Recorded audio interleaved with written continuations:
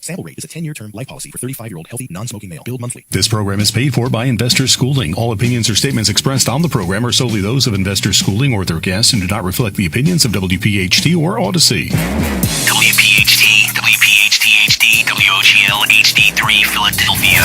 From the Piazza Premium Automobile Studios, powering your drive with 10 brands and 20 locations. Always live on the free Odyssey app. The Larry Steinhouse Show. Woohoo! All right. Debbie asked me to revamp the intro using ChatGPT, and here we go. You ready? Oh my God! Again? I forgot about that. Good afternoon, everyone, and welcome to the electrifying Larry Steinhouse Show. We are coming to you live from the vibrant heart of Investor Schooling headquarters in beautiful Bucks County, Pennsylvania. I am your host, Larry Steinhouse. I am the CEO of Investor Schooling, and I'm on a mission to transform financial education into an exhilarating experience that is not just for the experts, but for you, including Omri. Appreciate that. Today, we're diving deep into the world of wealth building, whether it's real estate investing, stock options trading, navigating the stock market, or discovering how to supercharge your retirement funds. We've got the insights you need to thrive. Got questions? Don't hold back. Call us anytime during the show at 855-939-1137. Yes, I'm thrilled as well. 855-939-1137. Call, I'm ready. 855-939-1137. It sounds like Omri was kicked in the... We're here to help tackle all your burning questions about money, finances, or anything else you want to chat about, even politics. Yes. And guess what? We're live on Facebook, LinkedIn, Twitter, and YouTube. Drop us a comment and say hello. Let's make this a two-way conversation. And of course, I'm thrilled to be joined by my fantastic co-host, the brilliant Dr. Debbie Anderson, and the inspiring Omri Morad, affectionately known as the Immigrant. Not to mention our wonderful producer, Sweet Glenn Page, who is all set to take your calls and get you on the air to discuss finances, real estate, the stock market, and yes, even politics. So don't hesitate. Give us a ring at 855-939-1137. That's 855-939-1137. Calm down. It's 855-939-1137. Remember, the Larry Steinhouse Show is powered by Investor Schooling. Here we unveil money secrets that you probably never knew existed. Our focus is practical learning, arming you with real-world skills in real estate investing, stock options, tax-saving strategies, and the keys to unlocking your financial freedom. Our headquarters might be right here. Oh, yeah, okay. Oh, I was doing so well. I was like, you were doing so well. What happened? Our headquarters might be right here in Bucks County, but our online courses are we're reaching eager investors everywhere. Don't miss out. RSVP for a free class this Thursday night at investorschooling.com. I'm sorry, I'm exhausted. That's investorschooling.com. It's a 5-minute thing, and they're already spent. Typical man. Not investors, investorschooling.com. All right, let's get started on your journey to financial success. How was that, Deb? That was good, actually. I liked it a lot. Yeah, I thought that was good. That was very good. ChatGPT to the rescue! Woohoo! Man, I don't know if I could. I don't know if I could actually keep up that energy. That was awesome. Right? No, wait, right. Hold on. I got the wrong thing here. I'm trying. My iPad just came back on, and now I got to figure out how to get it to work. That's all right. So Larry's trying to figure out how the iPad works. Omri's over here on his computer because he forgets that we're on the radio show. Yeah, so all of us are doing things that we shouldn't be doing. We should be all... Well, I'm actually here listening, but everybody else is doing something else. All right, okay, so you're the responsible person. So now you do it. Yeah, you're now the responsible person. I'm the responsible person while everybody else is doing all their stuff. Yeah. Do it. Come on, we're listening to you. Yeah, whatever you just... So I'm in a little bit of a funk today. What? I'm in a funk? What's the matter? In a little bit of a funk. So, we had class on Thursday, and we went over... So Thursday, I asked Larry to go over a couple deals for me. I asked him before class, and he said, no, let's do it during class. So we went over these two deals. So the one, it's Saturday, and both of them are like practically torn apart already, and I'm a little frustrated with that. And then what do you mean? Well, just because the one that I was interested in was in Philly, I come to find out that the guy hasn't paid his taxes in a couple years. Oh, no. He has let his Philly license lapse. Oh, no. And the Section 8 expiration to update your rent was March 31st. So there's like 3 dings. So the likelihood of me getting that property. Now it's a year lease. It's not a month to month. I guess it's a year. It's a year lease. Well, you can only. I guess for Section 8, you have the. I guess 12 months within that lease to say you're raising the rent. No. Or I don't know. No. I don't know. I don't think Section 8. Section 8. What happened basically is Section 8 go into the tenant's shoes in term of the lease. They will have to approve the lease before they move in, but they go into that. So if the landlord in the beginning in his lease mentioned that you need a 12 months notice for, I don't believe he will do something like that. You need a 12-month notice for changing rent? No, that's not what I'm saying. I'm saying is that I guess the period to end the notice to raise the rent ended on March 31st. All right, so here's the story. So because these guys always forget that there's an audience listening. No, I was going through it. No, I know, but what you said, it's more complicated than that. But hold on. Can we back the story up a little bit? Yes. Well, I was saying that on Thursday, I was asking you to look at 2 of my deals, and we went through the 2 deals in class. Right. And I was saying that of those 2 deals, they have both fallen apart in 2 freaking days. I understand, but you're sitting here talking about the Section 8 thing, and that they expired, that they can't. Okay, so what does that have to do with anything that you said prior to that? All right, so I know what it does because I was there. All right, so the one deal that we're talking about now that Larry is always yelling at me about because he just likes to do that is a 2. Shut up! It's a 2. I like to make you learn. Okay. Did you learn? You like to learn with making me frustrated in the process. No, yes, it's not I have making learned. You frustrated. You're frustrated. This is why you're frustrated, Deb. And by the way, anybody who coaches with me is going to get frustrated. You know why they're going to get frustrated? Because you're not their therapist. therapist. I'm not going to go, oh, Debbie, it's I'm not. okay. Don't stop. Stop being that way. Because if we were not on the air, I'd call you that word that I would always call you. Okay, so cut it out. Okay, just cut it out. It's fine. You're right, and he's right. Okay, Anyway, so it's a 2-bedroom house in Philadelphia. This is what she calls me. Go ahead. It's a 2-bedroom house in Philadelphia, and it's actually one of our students came and said, "Hey, I have this deal. Does anybody want it?" And I said, "Hey, I'm interested." So the property is it's in a nicer part of Philly, and I said I was interested. I was talking to the wholesaler about it, and I said I'd be interested, and everything we were moving forward. So then I'm trying to think of I lost track of what I was even trying to say. So hold on. I have a few questions. Here's the part with the Section 8, which is just want to fill that in. Yeah. So you would ask the seller to raise the rent, the Section 8 rent. Right, so that's what it was. So I asked for... And they missed the deadline to do that, so you can't even... You wanted them to raise the rent to $1,250, I think it was? Or right, so the rent was right. currently at $650, and which doesn't make any sense, because the guy wanted to sell the house at $115, and I'm like, well, that's not going to work. And I said I'd be interested with the contingency that he raises the rent to the current Section 8 market rent, which would have been $1,400 minus the $200 that they have to pay for utilities, which would equal $1,200. Right. There you go. And then that would have made the property make more sense. Then it would have made more sense. Right, and you didn't want to do it. You wanted him to do it. Well, I said I'd be willing to do it, but that I wouldn't buy the house unless he gave me the go-ahead to be able to do that. So I said if he didn't want to do it, I'd be happy to do it, and if not, he could do it on his own. I don't care. I think it's very smart. But I wouldn't have... I said I wasn't signing anything until that was in place, and he was okay with it. Okay, I got it now. Okay, so then they called the Section 8, and the Section 8 said, oh, I need to get your rental license for Philadelphia. And then at that point, they figured out that the rental license was expired. How long? I don't know. So I don't know Philly. You know Philly much better than I do. The problem is not Section 8, because Section 8 will keep paying. At least where I'm working, even if you don't have a rental license active, Section 8 will pay. The problem you will have is when you will have a problem with the tenant, and then you will need to go to court. Right. And the first thing, especially in Philly, the judge will ask you, do you have a UNO? Do you have a rental license? And in Philly, it's a problem. Now, I came to you with this question a few weeks ago, and I asked you, Deb, because you know Philly much better than me.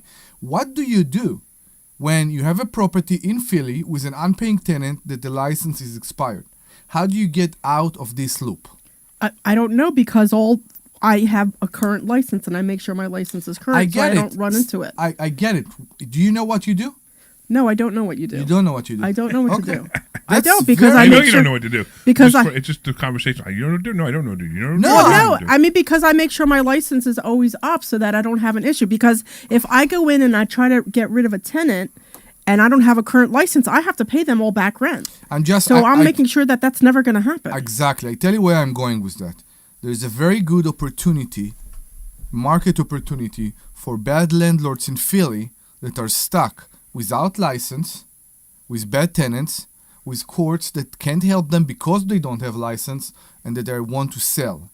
And I heard about those situations before, and I think it's great because a person come to an investor come to you, a landlord come to you and said, I want out. I don't care anymore. I don't want to hear about Philly. I don't want to hear about the court. I don't want to hear about the tenant. I'm done. Now, I want to buy this property out of his hands because I did it before. I bought properties with unpaying tenant many times before, and it came up great to me. The problem is, what do you do in Philly? And if you don't know, it's fine. I'm curious. I'm very curious to know what you can do. And if somebody online knows the answer, please call us 855-939-1137. I did talk to the wholesaler and I said I'd be willing to take over this property if he gave me a nicer price cut on it, because he still wanted 115, and the owner wasn't willing to budge on the 115. And I'm like, well, I'm not willing to deal with this problem if you're not going to at least give me some kind of break on this property. So that's so at this point he has to figure out how to get his license back. He hasn't paid taxes in about since COVID, so 5 years. It's Wow. that can't be right because it would have gone up for tax sale already. So that can't be right. So he must not have paid taxes for the last 2 years or so. They might be behind. Yeah, but at a certain point, then it doesn't matter. They sell it for tax sale. Something here doesn't. Usually it's 2 or 3 years. Something doesn't make sense here because how can it be you haven't paid taxes and there is a mortgage? Normally, what will happen is the mortgage Company will pay the taxes. will pay the taxes true. on their behalf, and then they will immediately go in foreclosure. That is true. So Well, they don't something immediately weird go here. and foreclose. They But don't immediately, but they will pay the They taxes. will start the progress. They'll That's pay what the I'm taxes saying. to avoid foreclosure because then the mortgage company gets beat. Exactly. All right, cool. So, all so right, there's definitely more stuff going on with this than. But if the price is good enough, I still think it's a very good deal for you. Right, but he's not willing to come down on the 115. So That's fine. If he's willing, listen, I had a property that I bought for $71,000. That was in March or February of 21, and the tenant there was paying $800. The only reason I agreed to the deal is because I knew the market, I saw the property, I saw the previous owner, which was extremely anal, and I said, you will increase them. And regardless to if they stay or not, you are doing the first increase to $1,200. And I'm buying it anyway. And he did. And the tenant agreed. but she can't do that. That's the problem. So if he increased the tenant, All right, you know what? Hold on a second. We actually got, this is interesting. We actually have somebody who's calling the phone because they want to sell their property. okay. So, T, how you doing? This is Larry. What's going on, man? Hi, yes. I have a house in Upper Darby. It's a rental property. Okay, so And, hold on. I'm getting so Hold on, T. tired. I just want to remind you that this is the same number that we used to have people call me to sell properties, and you're on the air right now. So I want to let you know you're on the air. Do you understand that? I'm okay. I'm okay with that. Okay. There's no problem with me for and that. here's one thing. I don't want you to give me the address. Disclose, okay? yeah, don't Don't give me disclose. the address over the air. Okay. That's all, okay? All right. So talk to me I a only little. give you the township. That's all. You what? I only give you the name of the town. Yeah, that's fine. I just don't want you to give me the address over the air. That's all. Okay. All right. So tell us about this property. So what is going on? I have a tenant. I have been rented a house for like over 15 years now. And I'm really, really get tired managing it, and I just want to sell it off. So you're tired. You're a tired landlord, right? Yes, I'm really tired of everything else. I mean, like they delay on the payments. They don't pay boy. me on time, and they don't really have everything. And I really, really get tired. I just want to get it off my hands. It was my first house I bought, and when I moved to another town, and instead of selling it, I have rented out. And it was been really good until after COVID, and things started to get Can I ask a question? bad. Go ahead. How long Yeah, the no, tenant? Yeah, how long the tenant is not paying?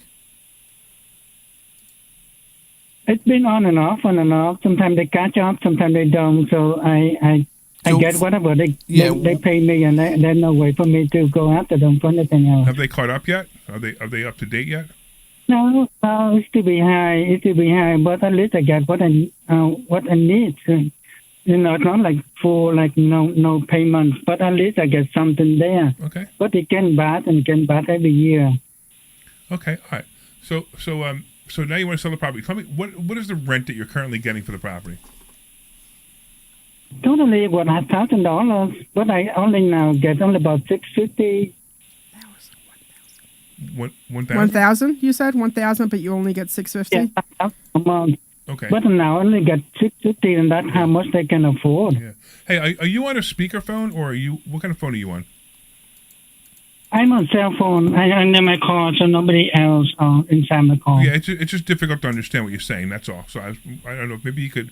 Are you on the Bluetooth? No, let me go off the speaker. Okay, I'm off the speaker now. Okay, awesome. Yeah, it might be better if you go off the Bluetooth because you're just difficult to hear you. Okay. All right. So and then what did you pay for this property when you bought it?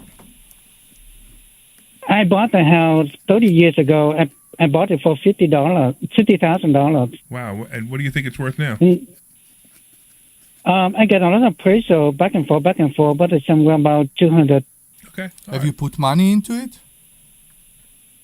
You know, I did the basement. I converted the garage into another bedroom. So originally had 3 bedrooms. Now I have 4 bedrooms, and originally I have 1 bath. Now I have 2 baths. Okay. All right. So here's the thing, right?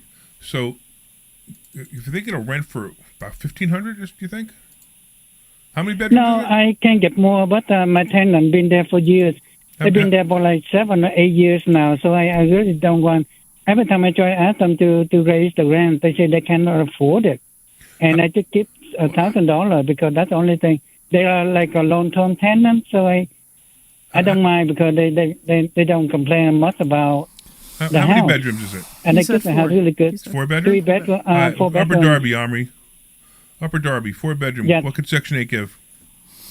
It doesn't matter. 2,000? Around there, between 18, I believe, and 2,000. that's I what I can think, tell you. yeah. I can Yeah. tell you right now. Let me you see, don't and I have to will look it up. give you. I'm gonna use the approximate, which is right. Okay, so you're probably in the ballpark where it would be worth for us to go look at it. So I would definitely say yes. So this is what we're gonna do. I'm gonna have Glenn take your phone number, and I'm gonna give you a call after the show because obviously, like I said, I want the address over the air because you'll have everybody showing up at your house tomorrow to buy it. Which might not be bad for Yeah, you, gotcha. but it probably wouldn't be right. So I'm going to have Glenn take your phone number, and I'm going to call you back, and we'll talk about this after the show. So I'll probably call you about 3:30 and talk about it after the show and see if we can set up a time to come see it, all right? Sounds good. That's really what I want to do to make sure that we can do something about it. Yeah, and I appreciate the call so much. Do you have any more properties, or this is the only one? I did have 2, but one of them went into so-called, one of them I did not get any money out from it, so the bank took over. Oh, it went to foreclosure. All right. Well, all right. Look, let's see if we can help you keep this from going to foreclosure, and we'll see what we can do to help you. I'll give you a call later on. I so appreciate the call, and Okay. I don't know, like I said, we're on the radio. I didn't know if you knew we're on the radio, but if you do, you can No, I continue did listening not. to the show. Go to 1210 WPHT, 1210 AM, and you can continue listening on the radio for some other interesting Gotcha. advice that we'll give on real estate investing. I gotcha. All right. Okay.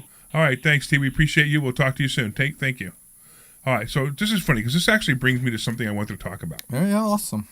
And I want you guys to listen to this, and the audience. I want the audience to listen to this too. I want you to listen to this commercial that I've been playing on WPHT, and then I'm going to make a comment after the commercial, and then I want everybody to call in and see if this is true. All right. So Glenn, do you have that commercial queued up? Yes, I do. All right. Yeah. Play it. This is Larry Steinhouse, and did you know that I buy houses in any condition? That's right, I buy hoarder houses, I buy trashed houses, I buy burnt out houses, or even houses with bad tenants. If you are a tired landlord, or you inherited a property, or you just have a property you don't want, give me a call at 855-939-1137, and I will personally answer the phone and make you a full price offer. That's 855-939-1137. Don't suffer with that property anymore. All right, Glenn, play the first. Hold on. Play the first 15 seconds again. Hang on. Okay. They are completely right. They are completely right. I needed to listen to the commercial, and they are completely right. Play the first 15 seconds again. Then I'm going to open it up to the audience. So I hear this. Oh, no, shh. Okay. Let Glenn play it. Can you do it, Glenn, or no?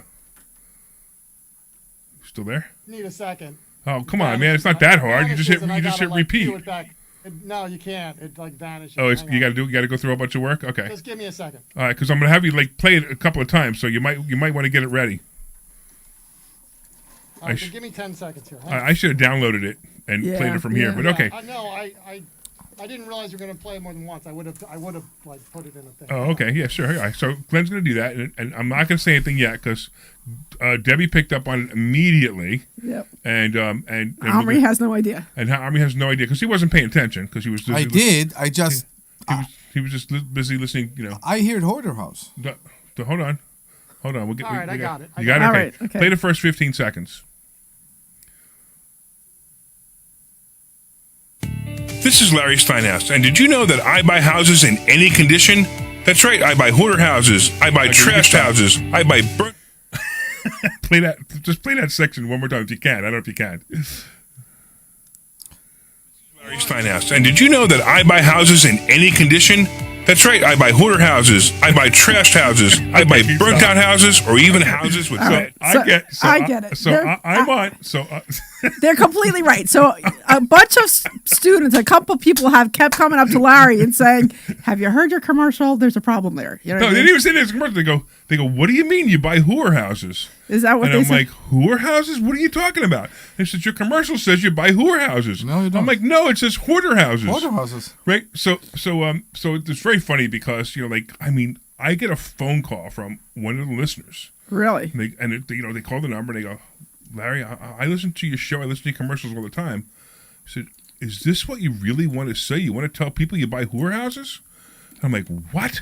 And she goes on. She goes, "Your commercial says you buy whore houses." And so now play it again, Glenn. What's up? I'm taking the caller's info. What's up? Just play it again real quick. Yep, you got it. I'm sorry. I was taking the caller's info. Okay, no problem. This is Larry Steinhouse, and did you know that I buy houses in any condition? That's right, I buy hoarder houses, I buy trashed houses. It is hoarder houses. It totally sounds like it. It sounds like a whorehouse. It sounds like a whorehouse. 100%. So I recorded it, so I knew what it was saying, and I didn't think of anything of it, right? Yeah. So we've been playing this commercial, and people are thinking that I buy whorehouses. And it's the funniest thing. It's like, what's a whorehouse? I mean, I know what a whorehouse is, but why would I buy a whorehouse? So it's supposed to be whorehouses. So I actually have to go, and I really want to hear what the audience is like. If the audience has been listening to this commercial it's been on for a month now, right? Yeah. If you guys had the same thought, right? If you, That's why all week you got calls from people that want to sell you houses with so many bedrooms and so many bathrooms. What is it supposed to be? Old houses? Hoarder houses. Right. It's kind of like the whole cock thing all over again. It's not the cock thing. It's not cock. It's cock. It's cock. That's what It's they're cock. So Mark online says, "I'm betting a whorehouse could be possibly quite profitable." Yeah, right. Yeah. So I'm sure it would be. So I'm just curious. Kimmy says it does sound like that, Larry. So if you guys just heard that, or if you've been listening to the commercial for the last month and you thought I said whorehouse, I got to know what your thoughts were when you heard that. So you can call us at 855-939-1137. 855-939-1137. That's 855-939-1137. And if you call right now and that's what you hear, we'll give you a prescription for a ear doctor. No. What are you talking about? I'm telling you, even I don't hear it. Debbie, when he played the commercial, Debbie knew where I was going to go with this. I get it. And she laughed hysterically the second she heard it. She that's what it sounded like. I make these jokes since I heard the term hoarder houses. But because it's so close, the name is close, but you didn't say it in a way that you don't hear the R. I hear the R in your commercial. It's just very subtle. It's Right. very subtle. Right. It's very subtle. Right. So it. So Larry doesn't buy whorehouses. He buys hoarder houses. But just so that we're clear, moving forward. So I've been talking about this all week, and I didn't tell you I was going to bring it up on the radio. Well, I knew you were. And then okay, maybe. Yeah, I was there when did you. Yeah. So is this the first time you heard it? That's the first time I heard the commercial. Right. Or maybe I heard it before, and I just because I kind of tune out when the commercials come in. Sure. So but when it played, I kind of knew to be aware of it, and then when it played, I heard it. You know what I mean? So that's why I started laughing because I'm like, oh wow, they're really right. So because it's very subtle. And Glenn, you have the same opinion, huh? Oh, 100%. It totally. Yeah, it sounds like whorehouse. Yeah. So I find it hysterical that this commercial has been playing for over a month now, and nobody at WPHT picked this up. They don't listen to your commercials or the show, so it doesn't matter. know. That's why It's just one of those things that, and then Frank, who made the commercial, would have heard me say it in the room I made the commercial, so he probably didn't. It didn't. It didn't register. It didn't register. I think it's individual. I don't hear it. I don't. It made me think of the whole Sopranos. You remember when the Sopranos were on? You ever? Yeah. So, and they used to say that word all the time, right? But they didn't say it like a whorehouse. They would say it like a hua. You ever hear that? A hua. Yeah. What is a hua? A hua. That's how they would say it with their accent. A hua. A hua. So it just, so I'm waiting to hear like a hua, but that's not what I'm hearing. I'm hearing, a hua. So I have to go in now. I have to go on Tuesday. I got a new commercial. So what should I put in the commercial? Well, you could do the same thing. Just put hoarder, just like hoarder houses. Hoarder. I buy hoarder.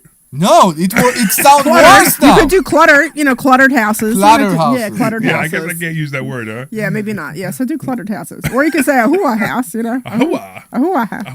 A hua. A hua. So at the end of the commercial, I go, give me a call at 855-939-1137. Hua! Hua! Yeah, if your house is so cluttered with silver poles from floor to ceiling, call me at 855-939-1137. Hua! Hua. All right. So that was a very funny thing. Nobody's calling about this. I'm shocked. Yeah, people will call. They are, but I have them on hold because I'm listening to you and waiting for you to go to a break or something. Oh, you know you what? have Put them people on. on Go ahead, hold. put them on. Okay. You got somebody. Put Whoever. I them didn't want to get caught off guard. Hang on. Yeah, don't tell us who they are. We will ask them. Exactly. on. Maybe you should say their name though. Yes. Hello, who are you? Are you a hua? Hello? Watch a woman get on the phone. That's all I need. I'm getting their info. Hang on. All right. that's like, come on, Let Glenn do his job. All right. All right, go ahead. Just go. Talk to him. Talk. All right. Hello. Who is this? Nancy. There is such big problem right now. All right, Nancy. That's So funny. what did you think of the commercial and the dilemma that I have with the word hoarder? Well, I've heard the commercial before. I don't know if I was not listening carefully, but I didn't notice it before. I still heard hoarder. Okay. But once you explained it, then it sounded like courthouse. We appreciate you, Nancy. Thank you very much. Funny. That's funny. So, because I couldn't figure out what you were laughing about. I'm thinking, what are they? Until you Me explained too, it, I was yeah. like, oh my gosh, it does sound like that. But no, I didn't catch it. I didn't get it that way. No, it's that's fine. good. That's funny. I'm going to go because I'm driving. But All right, go. Well, I Greg appreciate in your call, Lansdale. Nancy. Thank you so much. Greg in Lansdale. Hey, Greg, how are you? Hey, how's it going? Good. What do you hear when we play the commercial? I hear whorehouse. Maybe No matter it's what Larry men says, here. that's what I My hear. God. That's what I hear. The funny part about it is sometimes comedy brings people in. So how many we have that hear hoarder house, and how many we hear that hear hoarder house? It sounds like No, I hear whorehouse. I'm sorry. yeah. No, that's okay. Everybody has You have said no idea. whorehouse. This is why I got to change the commercial. No, you shouldn't. No, I have No, to. you shouldn't. I have to. That actually is the reason people will call you and No, say it's the reason they won't call me. they will. No, they won't. Larry, Larry, what if you're hoarding things at a whorehouse? Then what? Then you've got a lot of bras and panties. No, I don't think they have them You there. had to, That's the whole point. you had to say you're no, we talked selling about that before hoarder the show. house. You have to have it before. You have to have what before the show? The panties These and the guys are bras. arguing what they're going to find in a whorehouse. That's what they're arguing. I'm just right now. saying that you're not going to find a lot of bras and panties. You will find them. No, you're going to find other things.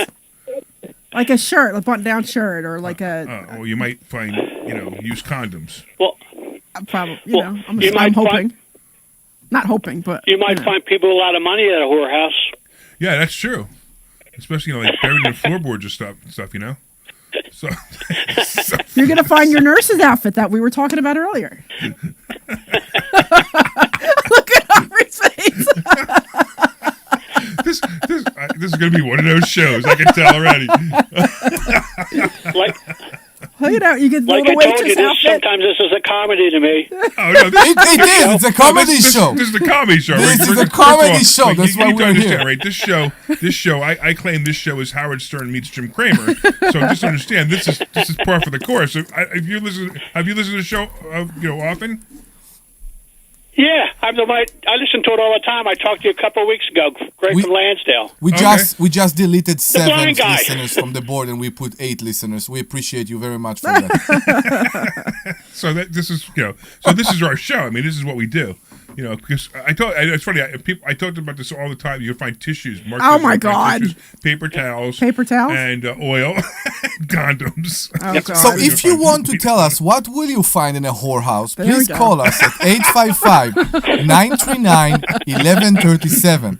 That's 855-939-1137. And if you are experiencing that and want to tell us what you will find in your house. Even more importantly, if you know where there really is a whorehouse, yes, give the address to Omri. He wants to go visit one. Yes, I do. Always go out to Nevada, but I don't know. Let me see if Tamara's listening. Hopefully for your sake, not. If his wife says it's okay, he's going to go visit the whorehouse.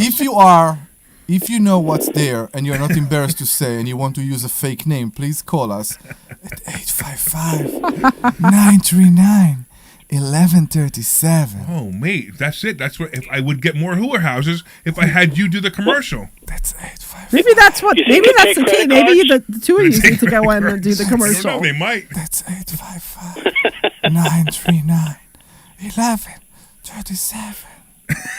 That's that whole ASMR thing. That's the ASMR, yeah. Yeah, that Glenn was talking about earlier. All right, Greg, we appreciate you, man. Magnified. I got to go to somebody else. Have a good one, guys. Yeah, take care, man. We got... Hey, good afternoon. I tell you what, I thought you were looking for a new target market. I travel almost every day and hear your commercials and think, damn, let me look around for you guys, see if I can find any whorehouses. I found them, but they weren't looking to sell. Well, at least the house. Wait, you found them, huh? Yeah, they're independent. They don't want to be part of a chain. Did you take pictures? You can't. Yeah, I can forward them. I put your sign out in front of them. I buy whorehouses. I buy whorehouses. I buy whorehouses. What happened today? I said, I thought it was a new market, so I put the signs out, take pictures, and promote it for you. There you go. I love it, man. Put my sign out. You know what phone number to have them call, right? 855. I recorded his sultry way of doing it, so they knew it was the real deal. I said for many years, we need to do commercials on condoms. What? Oh, yeah, I know what you mean. You know what I mean? Yeah. Oh, yeah. We need to, because what happened with a condom is basically you put it on something, right? And then something. You do know what you put the condom on, right? Yeah, I do. Now, what was that? What just happened? No, he thinks you put it on broom handle. Yeah, that's fine. He don't know. Don't even go there. That's I don't even want to think about that one. So think about if it's printed. If it's. He just lost it. I just got that. Can we do next week's show naked? I thought we were doing this week's show naked. We can. So think about that, because I'm the only serious person in this room today. That's funny too. All right, wait. We gotta let Phil finish. Yeah. Go ahead. Yeah, I was gonna say if it went to a moil, you could split the condoms into two. You know, I sued my moil, and he still haven't paid me back. I want it. But you know what? He gave you a carry-on luggage. It's like a full luggage. You know, Moyles don't get paid. They only take tips. Welcome to our family. Oh my goodness! All right, so for all those guys in in Philadelphia who aren't Jewish, look up Moyle and you'll get the joke. And you'll get the joke. Exactly, and be glad not to be Jew. Yeah, even Glenn's sitting here scratching his head. I was going to say, I think we would clip a new market. Clip, huh? I like it. Well, thanks this for guy all you is do. there. Greatly I know. I'm so happy he called us. Really? Yeah, you are awesome. All right, we got go ahead. One more zinger. Go ahead. No, he's gone. He's gone. All right, okay. let's get Eric. What's going on, Eric? Eric in Houston. Yes. Hey, Larry, how's it going, man? What's going on, man? So what did you think? Did you hear it? How are you? Yeah, of course, I love your show. Of course, love all of the stuff that you do. I appreciate it. And I heard the commercial several times, and it never occurred to me that it even sounded close to a whorehouse because it wasn't the level that I was thinking about. I heard you say hoarder, but I mean, as you played it over and over again, I was like, yeah, okay. Anybody who's listening for that will hear whorehouse. Eric, please stop. I'm the person with the accent in this show. You can't just go in and take the accent. That's my position here. So I think it's interesting, right? So if you think about it, right? If you think about this, Eric's calling from Houston, right? Yeah. How cool is that? So awesome. You listen to us on the app, or you watch us on Facebook? On Facebook, of course. Awesome. Well, and I know you through Alchemist Nation. I don't know what you're catching the ball tonight. I know who you are. Okay, yeah. I see you posted also on Facebook. You also posted. You say he rates you the man, Larry Steinhouse. So Eric, if you want, I am looking for investors for my commercials and condom company. You can call me after the show and we'll make up something. I know, Eric. I'll jump on my inbox. We'll find out, do some investigating to see if we can do that. And I think actually you should go ahead and use that, Larry, and say, no, not whorehouses, but hoard houses. Okay. Right. There we go. Yeah, he's right. Do that in the commercial. Do what? He said, do the commercial and said hoarder houses and then explain during the commercial. Exactly. Nah, I'm not going to do that. Because you know what? The only reason I'm not going to do that is because it would be so funny. Get the joke. Yeah, I get it. Yeah. Not everybody get the joke. Yeah. All right, man. Right, yeah, that's true. All right, let's do this. Okay, Eric, I appreciate you. All right, listen, this is what we're going to do. So I know John's on hold, so hold on, John. Don't go anywhere. We're going to go to a commercial, and we're going to come back because John is going to change the topic, and it's time to change the topic. We should. Yeah, right. So let's go to commercial, and then we'll change the topic with John. Hey, this is Larry Steinhouse with Investor Schooling. How many times listen to my voice before you finally go to investorschooling.com? I can't believe you haven't signed up for a class yet. You're going to learn real estate investing. You're going to learn stock options trading. You're going to learn things about money that you didn't even know existed. Go to investorschooling.com right now. Oh my goodness. This Thursday, investorschooling.com, and take that free class. See you there. Giving blood is easy. It only takes about an hour, and a single donation can help save up to 3 lives. Donate now. Call 1-800-RED-CROSS. Hey, this is Larry Steinhouse with Investor No, it was Schooling. like a Listen, 10-second. I know sometimes you worry about coming to see me because you don't want to invest in real estate, because you don't want to deal with toilets, trash, or tenants. I'm going to teach you a way that you don't have to deal with toilets, trash, or tenants, or even own any real estate and invest in real estate at the same time. You want to learn this, so go to investorschooling.com. That's investorschooling.com, and take a complimentary class this Thursday. And I promise I needed like a 10-second buffer. So I don't even know. That's fine. PSA. Hey, this is Larry Steinhouse with Investor Schooling. Did you know that we have a radio show right here on WPHT every Saturday at 1 o'clock? It's called The Larry Steinhouse Show. Mr. Glenn that is commenting to us on Facebook, but when we call him, he don't answer us. Here's the call-in number. 855-939-1137. And when you call in, you can ask us questions about real estate, the stock market, even politics. Make sure you tune in Saturday, 1 o'clock. This is Larry Steinhouse with Investor Schooling. This is Larry Steinhouse with Investor Schooling. Did you know that there are so many different ways to prepare for retirement, and annuities are not the answer? Yeah, I Come don't think I ever learn noticed this that Thursday by before. taking a free class on investor schooling. Come to investor schooling and you will learn so many different ways that you can make more money in retirement than you actually expected to. Go to investorschooling.com and sign up for a complimentary class this Thursday. That's investorschooling.com. That's investorschooling.com. We'll see you there. This is Larry All right, Steinhouse 30 with Investor seconds Schooling. unless you want more time. Did you know that No, you that's can fine. buy real estate with absolutely No, no actually, money out of you your should add pocket? one more That's commercial. right. Guess which if you one? listen to our show or if you read my want book, it? Money Hacks, Absolutely. I talk about how to buy real estate with absolutely no money out of your pocket. You should come this Thursday night to a complimentary class at Investor Schooling and learn more. Learn how to buy properties with no money. Learn how to make money at closings and learn how to make a monthly income. Go to investorschooling.com. That's investorschooling.com. Take your complimentary class this Thursday. This is Larry Steinhouse, and did you know that I buy houses in any condition? That's right, I buy hoarder houses, I buy trashed houses, I buy burnt-out houses, or even houses with bad tenants. You know, I actually think I thought it was hoarder. I know, I thought it was hoarder too. Well, you just have a property you don't want?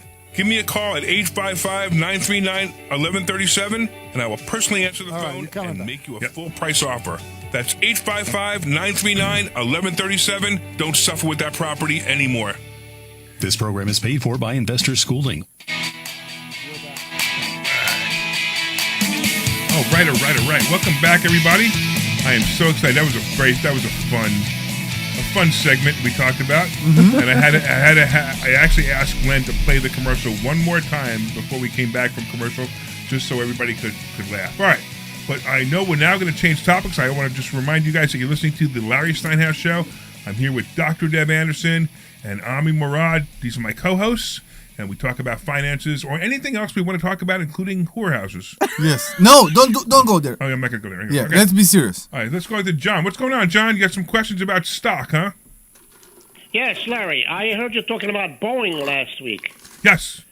Was I smart or what? Damn, the thing went up 15 points It one went day. up 20. We went up You must have 21 made points all in right. one day, and then back down a little bit. Yeah. Shit. Now, you were talking about you get like almost 18% on covered John. calls? John. We're on the radio. You're on the radio, man. You got to watch your language. You can't curse. Okay. It sounds like I'm talking in the same room. No, All you, right, no, I know, but you just got to be Let's go careful because he probably. I'm hoping he dumped you, but nobody can hear what you say if he dumps you. So be very careful with your language. All right. All right. So it was a good play, wasn't it? Right. So Boeing, you were saying about covered calls. Did I hear you say 18%? Is that 18% a year you can make or a month? What would you do? I made 18% in technically in a month. I mean, it was in one day, but I won't touch the play again until 1 month later. So it's technically a month, but I made it in 5 minutes. So that's that's something we teach. We teach covered calls, and there's a really great way. So you said that you sell the 1 month out calls, not weekly. Yep, I sell 1 month out exactly, and I sent 1 month out. Right. And I have a certain way that I do it. Usually 1 or 2 points. In this case, I went a little bit different because I knew I was expecting Boeing to go up because I knew that it couldn't maintain at 135. There's no way. So right now it's sitting right around 155, which is my strike price. And the worst that happens, they take the stock. I don't really care. Let them take it. If they take it, they take it. Doesn't matter to me. Exactly. I made $20,000 on $150,000. So now it's, let's say around it off now 155. I'm thinking about going out, buy the stock at 155, and sell the 150s weekly. So you can do that. The only problem is, so first of all, most likely Boeing is going to be higher than 150, right? And they're going to take the stock. So which is okay. Now it's interesting because I have this whole thing that I teach it. And you don't lose money if you do that. You only lose money if you buy the stock back on Monday and it's higher than the stock was on Friday. Right. Or higher than what they took it for. Okay. How about if the stock is like a 155 now and you'll sell the 157s and a half? Yeah, I don't think they have a 157 and a half. I think they have a 155 and a 160. But that's fine. I think yes. 157. I looked it up. But they do have 157. Okay, good. So so what's nice though is because if you go out a little bit longer, go out 2 weeks or 3 weeks, you get some nice plays. You get to make some nice money on that. Yeah, I'm thinking if I'm thinking the stock is going to have to back up again, I keep the premium because if let's say it goes to 160, I'm going to get called, but I'll get 470 for that. That's right. Plus another point or so because the stock is only 156. Right. So in fact, I'm going to tell you something interesting that I did. I originally sold the 145 strike, and then the stock ran up to 157, 158. And because of the fact that the stock ran up so high, the time value, the time cost on the 150 on 145s that I sold went down. The time cost went down, but obviously the intrinsic value went up. But I bought those back and resold the 155s.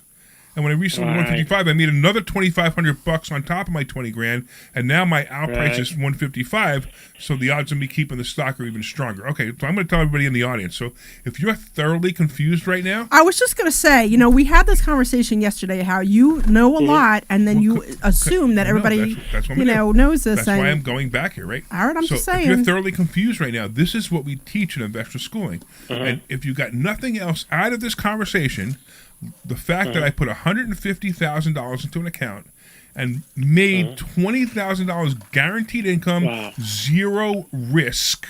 I mean, zero risk. The $20,000. I mean, if it would drop is a my lot, money. you would lose.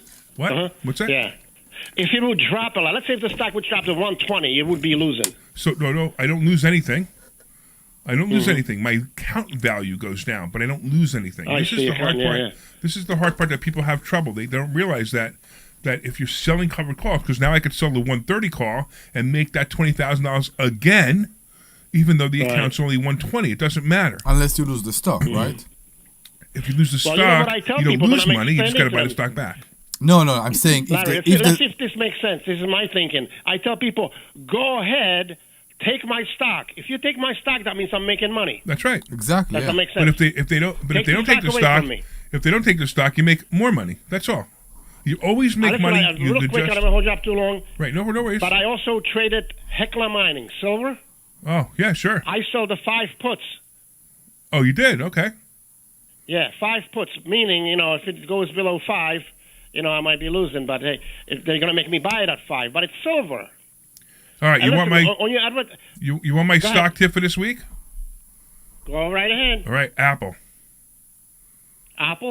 and it might be too late. It might be too late. And the only reason I say that is because Trump announced today that he's going to drop tariffs on cell phones. Oh, he is? Yeah. Right. Okay. So now you get the whole China trade going back and forth, right? And the China trade with the tariffs affected Apple stock.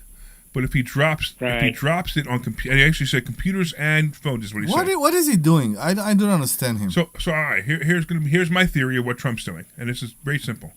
Trump knows his back is up against the wall. He did this too fast and too aggressive, and now he has to back down.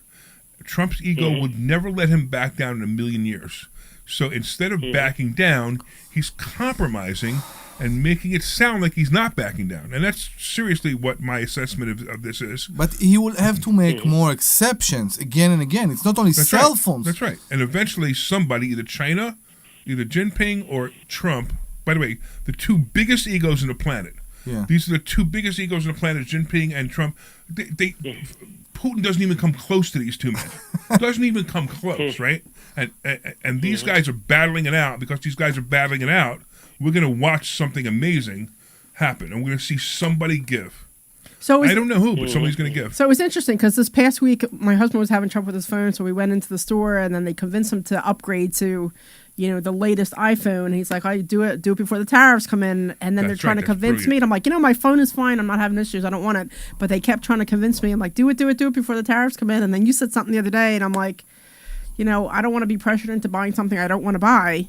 But it was just, So don't buy. Look, here's the deal. So you and I, we can afford, even if the phone itself goes up 25%, I buy the most expensive one every time. So it usually costs me about $1,200 anyway when I upgrade. Yeah. So it costs me $1,500, right? And you're right. If I don't have to upgrade now, if I have to wait a year before my phone breaks or I have to upgrade, so it costs me $1,500. It doesn't really affect my lifestyle, but some people it might. So that technique, even though it's a pressure sale, it may really be important to somebody. I'm sorry. Nobody will be affected by their phone. If they can afford it, they don't have to buy a $1,500 phone. There are cheaper options.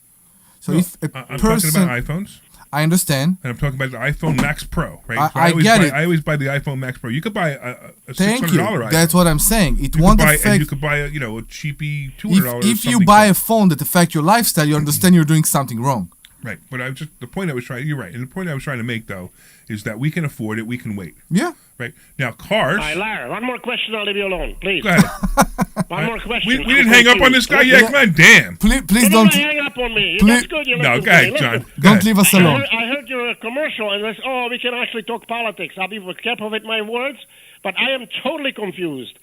Mr. What is it? This Tesla guy, Elon Musk. Yes. He's trying to save billions and trillions of dollars. You know there's waste and cheating, and people treat him like blank, blank, blank. I don't get that. I don't get it, man. I went to ShopRite in Philly, right? You know what? I want to buy the bag. White bag, right, which they had on a counter, and you had the self-checkout, so you just picked it up and you scanned it. It was 30 cents. You know what they do now? It freaked me the hell out. You have to ask for one, but the girl will come over with the bag to your station where you're cashing out, and she scans it. She makes sure that she gets the 30 cents. Can you imagine that? Yep. They worry about 30 cents if somebody doesn't That's what's pay. going on now. Elon Musk is It's the reusable bags billions. or regular bag? They crap on them. Wait, a regular bag costs plastic bag, 30 30 cents. White bag, small white plastic bag. Yeah. So this is what I would do if I were Is you. it- I would wait, go, I would is go it to the store. reusable? Hold on. I would go to the store, and I would take all my groceries, like all the groceries, and have the cashier ring it up. And if she says, do you want a bag? And you say, how much is the bag? If it's not free, I do not want a bag. And now you leave everything on the counter. Leave everything on the counter. Self-checkout. And go. Oh, it's self-checkout? Yeah, it's self-checkout. You leave everything on the counter, and you take one thing out at a time to your car. Sorry, I don't have a bag. No, I don't do that. That's Listen, this is. But you see my point? Sure you're not the one with the biggest ego? They're so afraid about 30 cents. And this guy's saving you probably a couple trillion dollars. No, but why And 30 people cents? crap on him. Forget it. I don't his get it. point is that the Democrats want to charge you 30 cents for a bag. It used and to be a they're cent. mad at Elon Musk. It doesn't matter. They're mad at Elon Musk for saving us trillions of dollars. And he's right. Ridiculous. He's absolutely right. I don't get it. How about the tax cut? They got a hard time pulling it Do through. you want to get it? I'll teach you how to get it. This is what you do. You take your head, you find a brick wall, and you bang your head against the brick wall about 100 times. That should do enough brain damage to turn you into a Democrat. Oh my God! I mean, why do you fight in tax cut? I know, Let exactly. the rich pay their share. Are you kidding me? And the taxes, I'm getting all kinds of shit in the mail. Stop! All right, John, we got to cut you off, man. We got to cut you off. And you can come and do it here. Hey, Glenn, because did you get him? I got that one. wow. I got the first one, but I'm not sure if it. Never mind. All right, that's fine. It was just like, all right, enough already. You know, Yeah. the guy I doesn't can't learn. let him on anymore. If you But want, he was pretty. I mean, he didn't do it on purpose, obviously, but he's just pretty. He's pretty animated. so if you want to smash your head through a brick wall, you can come to the only brick and mortar investor schooling. What? Exactly. Hold on, I gotta send that one too. He's No! doing the straight man. He's doing the straight man and bringing us back to true. Exactly. If you want to go, I'm done with both All right, of wait. you. I think we got somebody else. We got. Oh no, we don't. Okay. I thought we had somebody. We got else. hard out. Yes, how? We got hard out. Really? That's what right there. Hard out. I understand, but that's just a typical Omriism. What did they do? Right? Never mind. I can't even explain to him without, because it's like it's too difficult to explain on the radio without us having to cross the line. We're just using radio lingo, but people who are listening don't understand that. So when you say hard out, they are thinking something else. Right. Hard out. Oh, God, there he goes. get There it. he goes. He got I it. get it. There he Hard goes. out. There he goes. He's got it. Okay, so for you guys who don't know what just happened, I gotta explain the whole thing now, right? So Glenn was just letting us know because we're getting to the end of the I'm show. done. I'm going. He writes hard out at 59:30, music at 5900, right?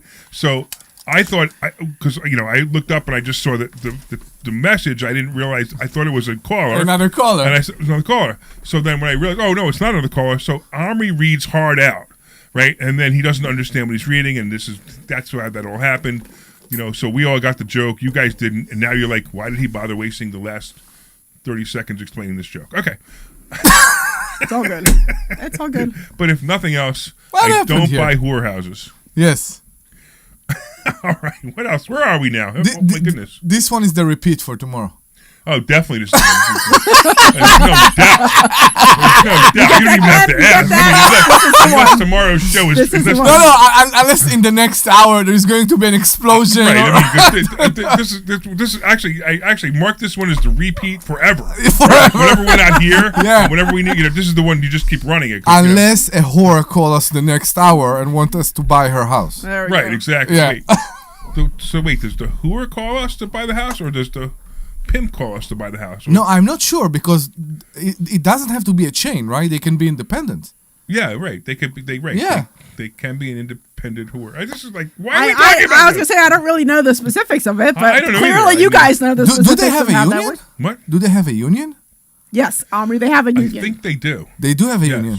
Okay. Yes. I'm trying to think of a really good name for the union without crossing the line. So, if there are seminars, we need to go and do an investor schooling booth there. All right. Oh my goodness. You see what happens? You know, what's interesting is that I'm the one who always thinks dirty, and then you guys are the ones who can't get your head out of the gutter. Seriously. And by the way, just to remind you guys, when you come to Investors, I swear this is us. This is our show every day, and every day we do the show. We just don't always do it on the air. Yeah. We're doing it in class. We're doing it. I mean, we go out to lunch, and I mean the waiters always laughing. They're cracking up. They don't even know what to do with us. No, we don't. No, it's who we are. Right. Yeah. If you tell me few days ago I will drive here in a car full of semen, I would never believe you. And yet that's what came. What? Cement? Did you just say what I think you just said? Yes. Cement. You said no, cement? I didn't. I know what I said. Okay. You didn't say cement. No, I didn't say cement. I was hoping that's what he was saying. I'm not sure where to go with this. Okay, maybe in the next hour. No, I don't know if I want to. I don't know if I want to hear about said that. it the way you said it, because it would have been more funny to say that we bought this pimp mobile. It's more complex that's than where you're that. going with that. So he's talking about the pimp mobile. Have you We looked? got like 30 seconds. So we need tomorrow. The next hour, next maybe. hour? I think so. All right, we'll have to talk about learn it. about I the guess. pimp We'll talk mobile about it in the later. next We'll talk hour. about the pimp mobile later. So if you guys thought Whore Houses was interesting, we're going to talk about the pimp mobile in the next hour. I mean, I just don't believe that this is what we've come down to. And we are an investor. We're an investor show, and we teach people how to invest their money professionally. Yes. And this is what you got. So just remember, you could go to your financial advisor who wears a tie and a shirt and sells you annuities that are a ripoff, or you could come to us and we can laugh and joke and tell you the right way to make money. All right. So I want to thank everybody for listening, of course. I want to thank you all for commenting on my commercial that I now need to change. I want to thank Dr. Deb for being here. I want to thank Omri for being here. I want to thank Sweet Glenn Page for being our producer today. I want to thank all the callers. You guys are a blast. And if you're listening, we do have another show coming up right after this one. Go to investorschooling.com. That's investorschooling.com. This program is paid for by Investor Schooling. All opinions or statements expressed on the program are solely those of Investor Schooling. I totally forgot about that. All right, if you guys We are a loose cannon. I totally you can forgot just stick that. with us and we'll start the next show in about 2.5 minutes. But holy cow, that was hysterical, wasn't it? It was a good show. It was definitely a funny show. Definitely a funny show. All right. So what else we got going on, guys? Anything exciting? You want to entertain the Facebook people? We can. How do you want to entertain them? We can entertain the Facebook people in any way you want. Yeah, I can. Should I start taking off my shirt again? Yeah, start taking off your shirt. Yeah, it's a tighter shirt today. It's a snugger shirt. Maybe I should take it off. Here, look.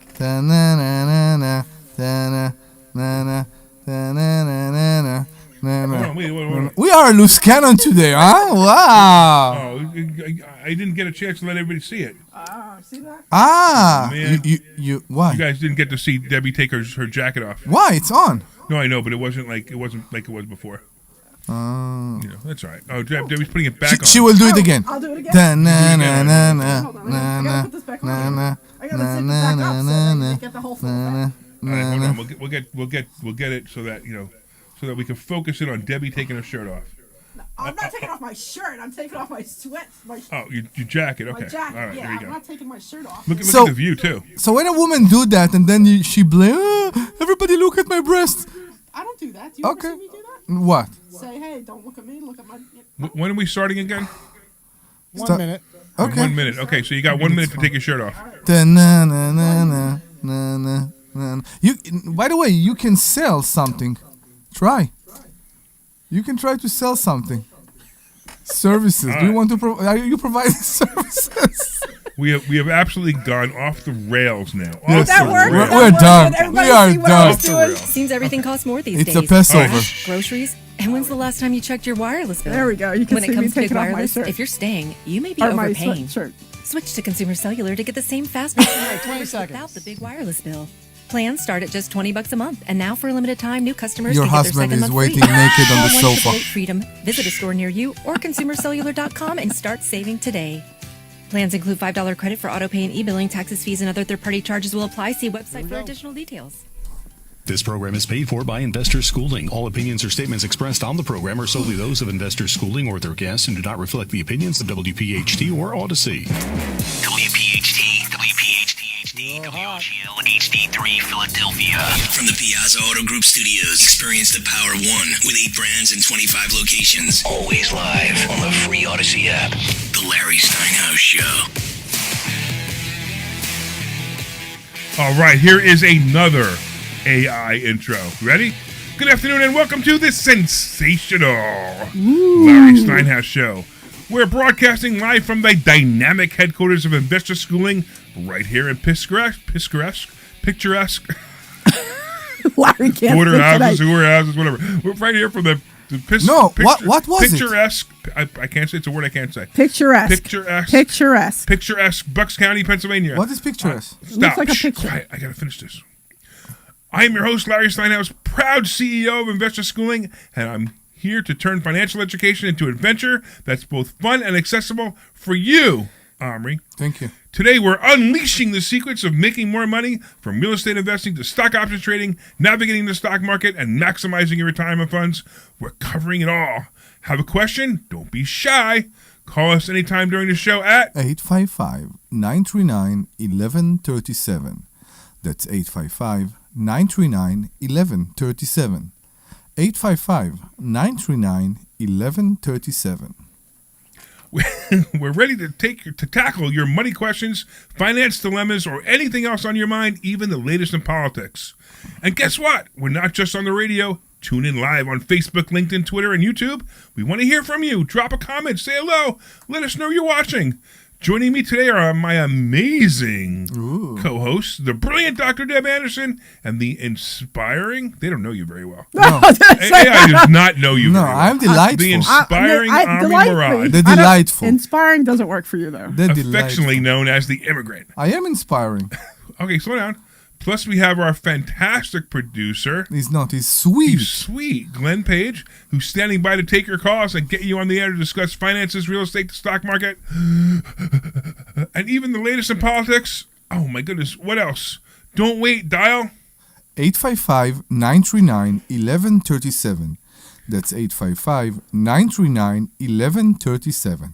and let's chat. The Larry Steinhouse Show is proudly brought to you by Investor Schooling, where we reveal money insights you never knew you needed, okay? Our mission is to provide practical learning that equips you with essential skills in real estate investing, stock options, tax-saving strategies, and the path to financial freedom. Our headquarters may be in Bucks County, but our online courses are making waves across the country. Get ready to take the plunge. RSVP for a free class this Thursday night at investorschooling.com. That's investorschooling.com. Let's embark on this exciting journey to financial empowerment together. I like what this says. But did you It actually says, read I this? hope this version captures the energy you're looking for. Let me know if you'd like any adjustments. I like the first one better. The first one was Yeah. much better. Did you actually read these before you read them? No. Okay, so that's the whole point. Is that That's the essence of what we are. We are unscripted. No, I get that we're unscripted. Like, we are completely unscripted. But I'm saying it didn't occur to you to read what AI wrote to you? No. Okay. Why would I? I don't know, because there's a couple spots in there you weren't sure how to read it. Well, it was because it's difficult. And also, I'm having trouble seeing the screen. Oh, so you need a new pair of glasses? I probably need new pair of glasses, or I probably just needed to make it bigger. Okay. You know, because I was really going like this back and forth trying to read it. Because You're like davening as you're doing it. Yeah, I was davening. Yeah, You were davening as back you're and doing forth it. trying to read it because I was having trouble. But the first one I was able to read pretty well. Okay. No, that's why. Yeah. That's why I didn't think anything of it. But when you read this one, I'm thinking, oh, you must have. Also, this one didn't flow that well. I think that's why. Today we're unleashing the secrets to making more money. I don't know. I just don't like those words. Yeah, me too. What is it's not unleashing? my personality. No. So it's hard for me to read words like that. You know what you can do is that you can take like a letter or something that you have written and say, I want you to do an ad or a new intro using this style, this voice, and then it'll do that. Because some of the words are not you at all. No, I know, but that's fine. But I'm just saying that you could do AI will do that for you. Letting AI tell me what to do. So welcome to the Larry Steinhouse Show. We are a financial show. It wasn't that funny. Let's talk about financial. Now we were talking about the Pimp Mobile. We can talk about the Pimp Mobile. So let's talk about the Pimp Mobile. So first of all, you guys need to know, if you weren't listening to last show, we kind of did a little bit of an intro to this topic. So let me tell you a little bit about what happened. So for about, for a good while now, Omri and I were looking for a pickup truck that we could, basically take stuff from Home Depot to job sites and stuff, right? It's good to have. Yeah, it was good to have. I mean, it was funny trying to put, drywall in Omri's Tesla. So imagine trying to put drywall in Omri's Tesla, and it's very funny because he would figure out how to do it. I have no doubt. But I cringe when I see the drywall. I'm still missing my hitch carrier. Yeah, and he had a hitch carrier that somebody stole from one of the job sites in Delaware. Really? Yeah. Oh, I didn't know that. Yeah, so. In 10 minutes. I went inside and out 10 minutes, and it was gone. Right. Yeah. Oh my God! So we needed this. We needed a truck, and we I didn't want to buy a new one. That's silly, right? No. Especially because we're not going to use it that often. So I see a friend of mine puts a post of a truck up on Facebook, and it was his son. Unfortunately, his son passed away, but he was selling this truck. It had 195,000 miles on it, but the pictures of the truck were beautiful. Yes, they just looked great. And I was like, and he said up for 5,000, and I just sent him a text message. I said, hey, I'll take it for 3,500. He goes, how about 38? I said, fine. Sight unseen, I bought this thing, right? And it's absolutely, which is something you do pretty common. Yeah. That's very true. I do. You did something like that yesterday. If we'll talk about that. I think that's a discussion we need to have. Right. And actually, the person I bought it from, his father, who I bought it from, is actually an avid listener to the show. So it's interesting. He's probably listening to the show right now. Can I ask? But here's what happened. Okay. So I've never seen the truck, and based on the pictures and based on 3,800 and 200,000 miles, I also know the guy. I'm like, there's no way I could lose money on this, right? The absolute worst, I could sell it for what I bought it for. So I'm not really, I knew it wasn't going to be a problem. So I go in and I'm actually surprised to see inside the truck that the interior's in really good shape. He had seat covers because he said the seats were ripped. There's seat covers, but the rest of the interior is in pretty good shape. I mean, it's for a 20-year-old truck, it's in pretty good shape, right? And then you turned on the ignition. And then I turned on the ignition, and it sounded great. It ran great. And then all of a sudden, like the stereo system that was in here that I didn't even look at before I got it, it's like it's older. Obviously, his son was really into like probably I don't know, whatever. It's fine. It's fine. Stereo systems, right? Because I used to be into stereo systems when I was younger, right? Mm-hmm. And it has these two big subwoofers in the back, right?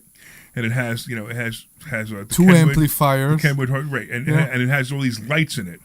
So the lights in it, was what happened was my wife came out and she said, she gets into the truck and she goes, "This is a Pimp Mobile," and I just thought it was absolutely hysterical because of the way the lights were in the interior of the truck. So the lights in the interior of the truck, they flash, they all over. They're everywhere. They're everywhere in the truck, right? So it's kind of neat, So actually, I don't even know if you knew this, but I got it to actually dance to the music. The foot. Right, they dance to the music, right. They dance to the music. Right. So at some point you need to bring this thing to the school because I really want to see this It's thing. Here. It's here. It's outside. Is it really? So so as you know, my parents are in town and my car, one of my car is still at the shop. So when people are coming from abroad, you want cars because people are using them and all that. I said to Larry, "Is it ready? Can I go and pick it up?" So I went to pick it up from the garage today. And I just had it inspected. The guy said it was in great shape. Yeah, and I drove it basically from the garage to the restaurant, and I was laughing so hard the whole time. Okay. So first, it's LED lights all over the interior. Okay. They have a screen in the back. Yeah. And the screen in the back window can do. It has a hand. It can do three things. It can do that. Okay. It can do that. Yeah. And it can do that. Right? So basically he just gave... I don't know if it's okay. we allowed? The wave gesture, like the whole hand up, right? Yeah. Then it's got the hang loose gesture, which is the two fingers, right? Yeah, it's peace, no? Right. And it's got the one finger up gesture. And the one finger. And the one finger up gesture, I know. Right? And beside that, it's just a very... You see that, and that's something I wanted to talk to you off the air, but it seems that somebody loved this truck. Yeah, absolutely. So absolutely. What did he die from? I don't want to bring that up. It's okay, it's not, I understand. It's not relevant. You know? Okay. Yeah, but we need to do. But you know, I also said something. I said, you know, I will take good care of this truck. Is what it's what exactly I said, that, and maybe we need to put a plate there. Well, that's whatever. what I would do. Let's leave that alone. Maybe later. But more importantly, you know, we'll take good care of the truck. We're going to use it. We're gonna you know, we're going to enjoy like a great truck. And I'm really glad we got it. I want to thank you. You know who you are if you're listening. I want to thank you for selling it to me for that price because we really needed it, and we're glad that it went to us and not somebody else. Mm-hmm. You know what I mean? All right, so that's the story of the Pimp Mobile. Okay. So we call it the Pimp Mobile now, and that's, you know, because I name all my cars. Oh, you do? Yeah, pretty much. I didn't know that. Yeah. What are the other ones called? I don't know. This one's called In the Shop All the Time. This one is called no. Okay. Okay. All right. So then the other thing we were at the office yesterday, and then you and Omri went over to the auction. I don't want to talk about it. Yeah, we need to talk about this. I don't want to talk about the property itself please because I don't. You know, did something happen since yesterday? There may be some litigation here. Something happened since yesterday? No. So as you know, litigation. So I don't want to talk about, you know, because we don't know who's listening. I don't want to talk about the property. Like, I don't want to talk about the address. No, don't talk about the address. So I want to say something. Say something. I want to say something. Yes. I did almost everything in my life on my own. I didn't like to work with partners. You always hear horror story. Horror. Not hoarder. Exactly. It's horror. Horror. That's what I said. Yeah. Horror. Stories about partnerships and all that. Yes. And I know Larry for a long time now, and we looked for something to do together. And then we found Florida, and then things came up. And beside the fact that we became friends, in specific things, we became partners. And I'm very happy for that. And when you start to do things alone, when you used to do things alone, and you start to do things with friends, I will say friends, not partners, it's addictive. It's good. Okay. And in the last few sheriff sales, we are going together. Now I'm looking at the list and I'm picking the things that are interesting to me. The problem is when the sheriff sale starts, even things that you were sure are coming up because you can see the list before and you see what's off, you see what's postponed, you see all that. Even things that seems they are coming up, maybe the morning of the sheriff sale they got canceled or postponed or something happened. Yeah. So basically everything we did research on got postponed or went off the list. That's the same as the tax deed sale. Exactly. It happens all the time. You know? Yeah, exactly. It's the same as the tax deed sale. We are going over the stuff. There were one or two things that were interesting, and then there is a property that comes up, and we see the depth, and we are looking in the computer. All, the property. When I look at the picture of the property on Google, I estimate this property to be worth probably $1 million to $1.2 million. Yes, just by the size, multiple buildings. You know, there's no doubt in my mind this property is worth a lot of money. Okay. All right, so go ahead, Omri. So he looks at it, and I still don't know anything about the property. And we figure out that the lawyer stands up, and the lawyers say a price that is basically seems like... She said the upset price is $280,000. No, $280. $280, what's that? $280 up. $280, what's that? $280,000. Yeah, $280,000. So I nudge Omri and I say bid 281. Yeah, he said bid right, 281. Bid 281. Now, we hadn't researched the property. We hadn't researched what liens are on this property. We hadn't researched anything on this property. Anything. And that is a no-no. I mean, literally, the worst decision we could have made was make a bid on that property. So I expected there to be other bidding on this property. He stands up, he bids 281, no one else bids. And when no one else bids, honestly, the my heartbeat thought was like, oh no, what did we do? What did we miss? Everybody knows. What does everybody know that we don't know? Exactly. Right. And then we were like, oh boy. So then Omri only had one check with him. He only had a $50,000 check with him, which, by the way, never do that, Omri. If you want to bring $50,000, because for you guys, don't bid on things you don't. Okay, but let me explain something too. So 2 things. One is, if you go to the auction, you have to bring a certified check with you, or cash, whatever. Right, or cash. But if you're going to bring $50,000, don't bring one check. Bring multiple. Bring 10 checks of $5,000, or 5 checks of $10,000. This way, you could put down 20 instead of 50, right? So. Or you could also put down 20 on this one and maybe 20 on the next one. I tell you how I look at it, because you need to pay the way 20 instead of. So. This one maybe.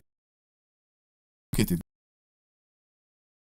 Right. To me, to pay extra in the sheriff's sale and to pay a bit less at closing, 10 days, it's fine. No, but because you never believe that it won't come to a closing. And you can't bid on another property after that because you already gave them your $50,000. Correct.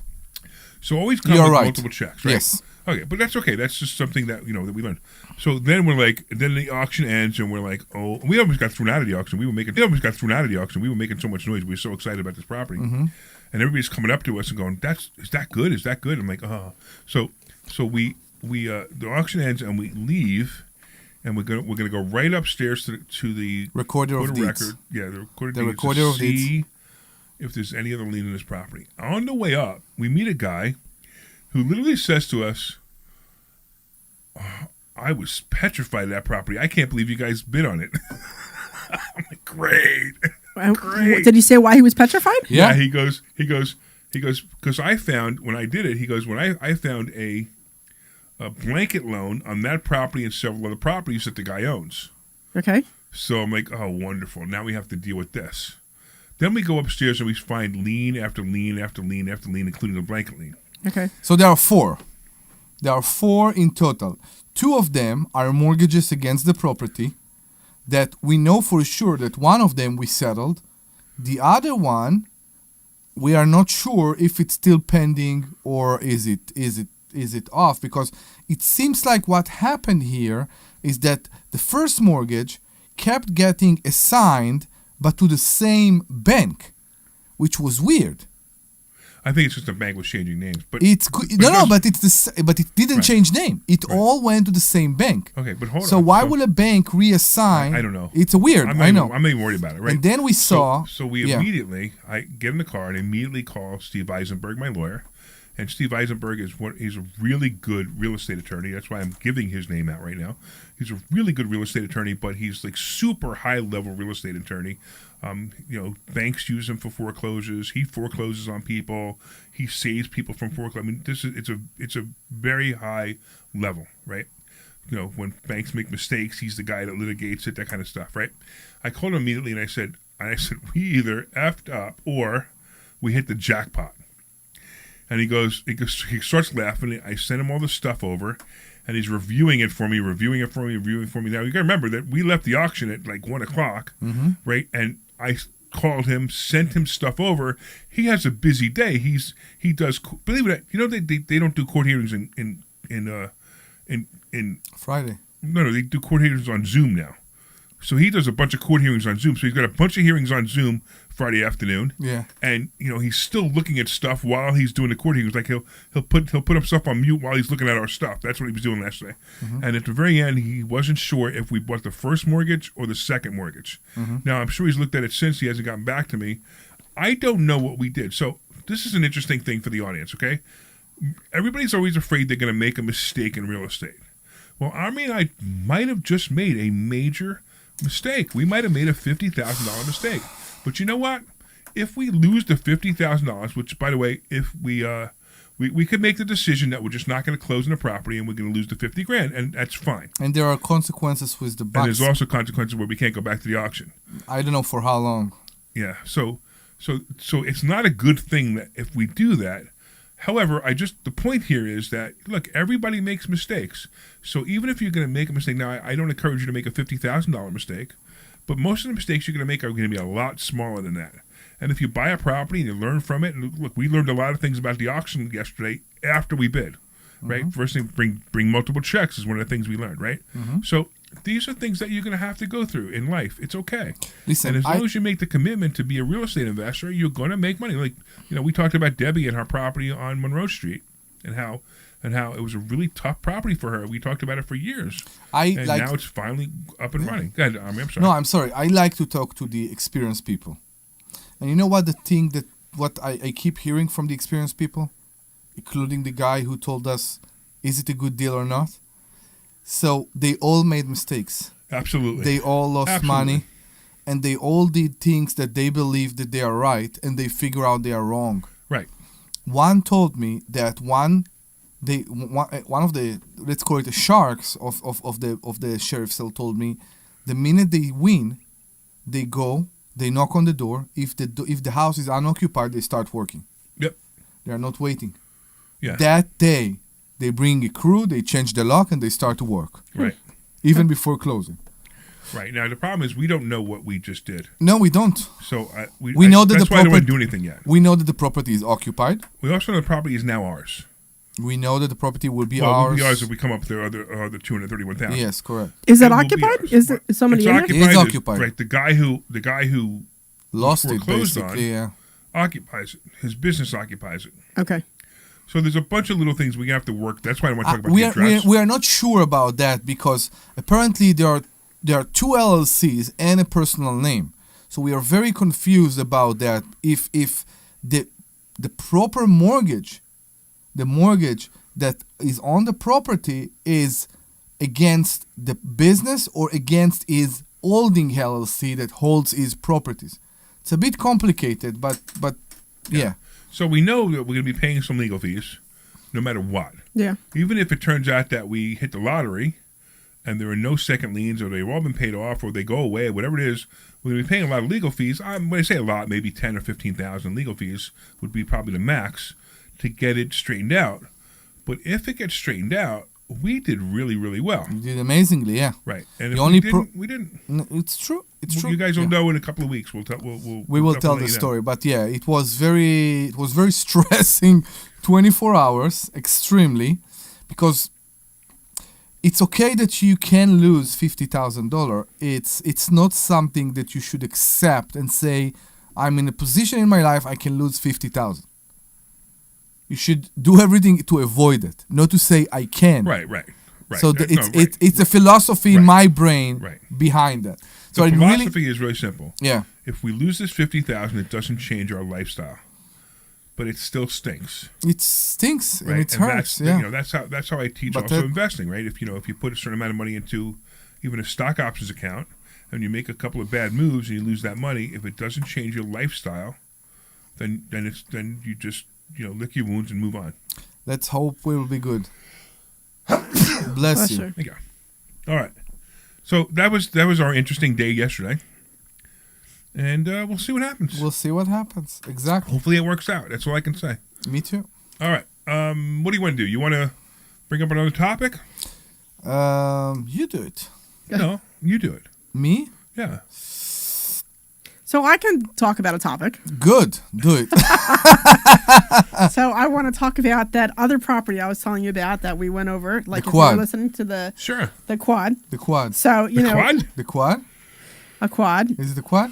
So the fourplex? The fourplex. How many units? Okay. So and Larry tells me this all the time, and we always talk about it at the schools. Is one of the first questions you have to ask is, why are they selling? And I know that because I kept talking about how this is my year and I'm doing a lot of different things this year to just improve my life and move things forward, that I got myself very caught up in the property and not so much of talking to the person and building a relationship and building a rapport and seeing that. So when Larry asked me, she's like, why are they selling? I couldn't answer because I was so caught up with the property that I forgot to get all that information. Mm-hmm. Most people guess. Like, oh, they're selling because they don't want the property anymore. Well, that's obvious, but why don't they want the property anymore? Right. So that's where you really need to understand. If you're going to be doing this business and you're going to be buying properties from people, you need to ask them a question, why you're selling. And most of the time, it's not the real answer. You need to find out what the real answer is because, the market's up and I want to just cash out. And that's certainly an answer, and what he said is certainly true, but it may not be the real answer, especially if he's got tenants that aren't paying. That's the real answer. When we have a seller that exposed the open wound, we know to believe. Like the first hour, when you are in position that you're not trying to make everything pretty and nice, right? That somebody's coming and tell you, I have a tenant that is not paying, I'm behind on taxes, I can't afford the property, I have a lot of whatever. This is where I'm happy to hear that. I'm happy to show some comfort to the seller because they are honest. Yeah, and what we're also trying to do is we're trying to help them out of their situation. Because now if we know their situation, that may open up opportunities to creative financing to solve their situation better than it would be if we just bought the property flat out. Yeah. I mean, you got to, somebody like, I don't know, let's say somebody's getting divorced, right? And they're like, yeah, I have to sell this property because because I have to give my wife $50,000, as part of divorce settlement, right? And now you can figure out, hey, I'll pay the wife the $50,000 and I'll pay you a certain amount of money a month so you can live off that. So you could maybe it offsets your child support or your spousal support. And that might be a better play for the person. So it's just an example. Right? Yeah. Yeah. Yeah. So, by the way, why don't you just give the phone number real quick? Please, 855-939-1137. That's 855-939-1137. 855-939-1137. So, it's funny that you brought that up. I actually want to talk about something I don't know enough about. Well, we cut Debbie off. I'm sorry. Give the phone number out. I'm used to it. Omri's always cutting me off. Okay, I you're used the to phone it. number out because I want people to call. You used to it? Well, yeah. So I guess what I was thinking is that so I've been having these discussions on and off with this guy, and I tried to make an appointment to meet him in person on Monday. Right. So he lives probably about an hour away ish, about an hour away. So I'm trying to make an appointment with him, and then and he's like, maybe I could do it here and there. So I don't think he's incredibly interested in meeting in person. I kind of get that feel. He might not be that interested in selling the property. Well, it's funny you say that because when I was looking at the same place I found it, again, he reposted it again this morning. So, I mean, I think he definitely is interested in selling this property, but I wonder if maybe he's just not getting the responses. He might be fishing. Maybe. So you want to buy my ice cream store property? No. I'll sell it to you for $500,000 right now. I have no interest in your ice cream. No, I know, but you understand what I mean? Okay. Not the ice cream store, but the property that holds the ice cream store. Okay. I could put it up for $500,000. If somebody gave me $500,000, I'd take it. Okay. So to me, that's fishing. So that's something that I do sometimes with all the postcards we are getting in the mail. I guess my point is that I'm feeling a little bit, maybe not frustrated, but But I'm not sure. I'm not sure your position right now. Okay. You did research on the property on your own. Yeah. And do you think the deal makes sense to you? Well, it did initially so this was the second deal that I was talking about at the school. So, I mean, initially it made sense. And then when I was talking to the seller, he kind of changed the terms a little bit. And then it didn't make sense anymore. What's the terms? He wanted, a $60,000 deposit. How the terms changed? Now how much he wants? Yeah, well, before he wasn't interested in having a down payment. Okay. He was interested in seller financing, and he was okay with doing the subject to, where I would just take over his mortgage, and that I would give him, payments every month. And then he's like, well, no, if I want to do that, then I want to have. Then he started talking about a 1031 exchange, which I'm not going into here, but I'm like, well, this wouldn't even work for any of that. So that's a whole other option I'm not going to talk about here. But then he said, well, I want to get some money down, and I'm like, okay, what is it that you're looking for? What did you ask?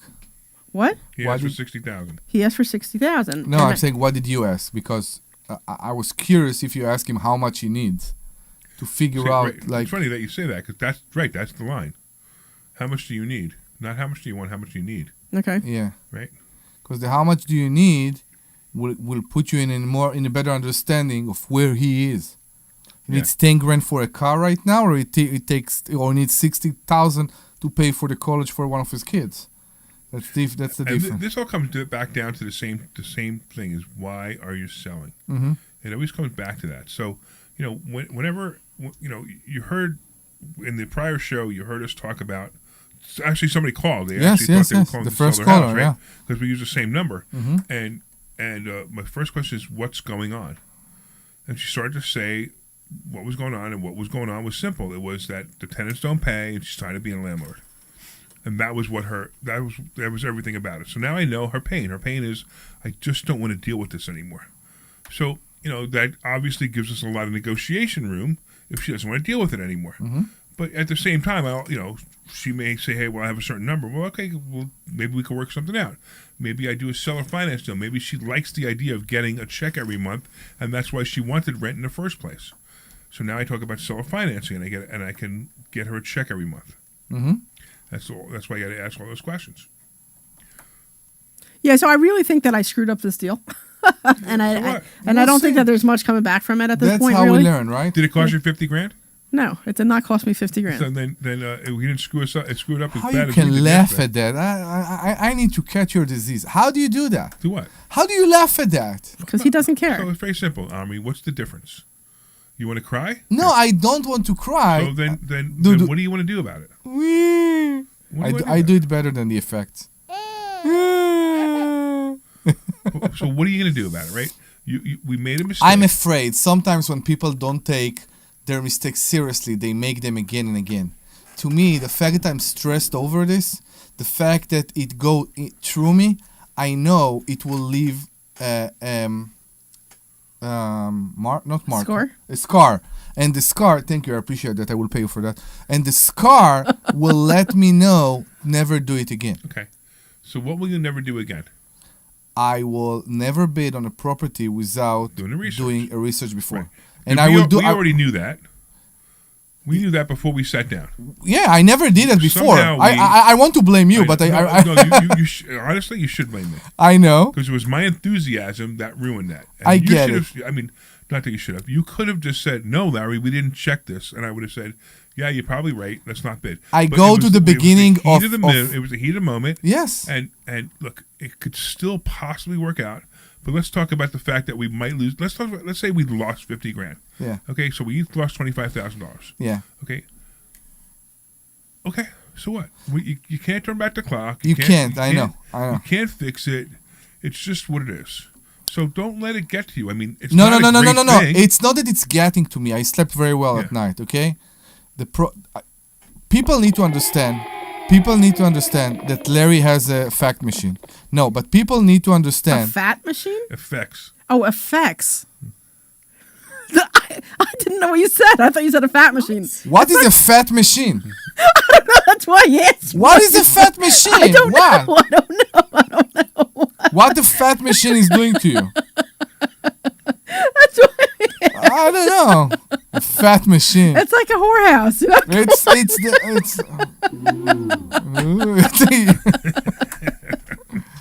So we need to it's actually I'm done. Okay, we need to go to commercial anyway. Can we go? Can we go? Go. All right, hold on. All right, take us to commercial. Hey, this is what's going on here today?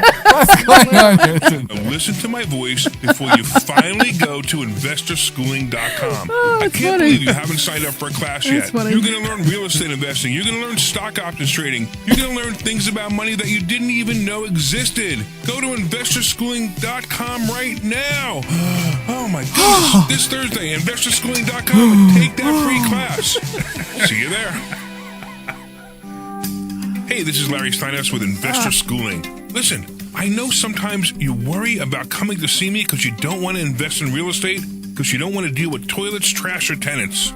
I'm going to teach you a way that you don't have to deal with toilets, trash, or tenants, or even own any real estate and invest in real estate at the same time. You want to learn this, so go to investorschooling.com. That's investorschooling.com, and take a complimentary class this Thursday, and I promise you, no toilets, no trash, no tenants. Hey, this is Larry Steinhouse with Investor Schooling. I've been talking about myself for all these years. Now it's time for you to hear from one of our great clients. Investor Schooling lives up to the promises. Larry's a great teacher, teaches about the whole new approach to thinking about money. I've taken to heart many of the things that he's taught me, and my financial life has improved. Come to Investor Schooling, and you could be just like Charlie and change your financial life. Go to investorschooling.com. We will see you Thursday. Hey, this is Larry Steinhouse with Investor Schooling. Did you know that we have a radio show right here on WPHT every Saturday at 1 o'clock? It's called The Larry Steinhouse Show. And you want to listen to this show because it's a live show and you can call in. In fact, here's the call-in number. 855-939-1137. And when you call in, you can ask us questions about real estate, the stock market, even politics. Make sure you tune in Saturday, 1 o'clock. This is Larry Steinhouse with Investor Schooling. Hey, this is Larry Steinhouse with Investor Schooling. Did you know that there are a lot of altruistic reasons that you should become a real estate investor? That's Glenn, right. was that you? Rent houses to really nice people. Somebody who need yawned? houses. And you know what? When there's a housing shortage and you have a house for them, they're so happy. I've actually gotten hugs from tenants. So come to InvestorSchooling.com. That was you yawning? You will learn how to be a landlord the right way. That's right. We have a complimentary class this Thursday night. And this way, you can get hugs from your tenants too. Go to InvestorSchooling.com. We'll see you Thursday night at 7 o'clock. This is Larry Steinhouse with Investor Schooling. Did you know that you can leverage the stock market with a little bit of money to make a lot of money? That's right. We have something that we teach called stock options, and you can make a lot of money with a little bit of money. You saw the message from Glenn? Yep, you got to learn how to do it. No. Go to Check. InvestorSchooling.com, and you will learn how to do it. Take a complimentary class this Thursday, and I'm going to teach you that and more. InvestorSchooling.com. That's InvestorSchooling.com. I think Phil We'll see sent you a there. message. This is Larry Steinhouse with Investor Schooling. Did you know Did that you hear there what are I said? so many different ways to prepare I said for I retirement, think Phil and sent you a annuities message. are not the answer. Yeah. Come learn this Thursday by right, taking you ready a to come free back? class on Investor Schooling. Come to Investor Schooling. Yeah, we're ready, Glenn. And you will learn so many different ways that you can make more money in retirement out times than are the you same. actually expected to. Go to InvestorSchooling.com and sign up for a complimentary class this Thursday. That's InvestorSchooling.com. That's InvestorSchooling.com. We'll see you there. This program is paid for by Investor Schooling.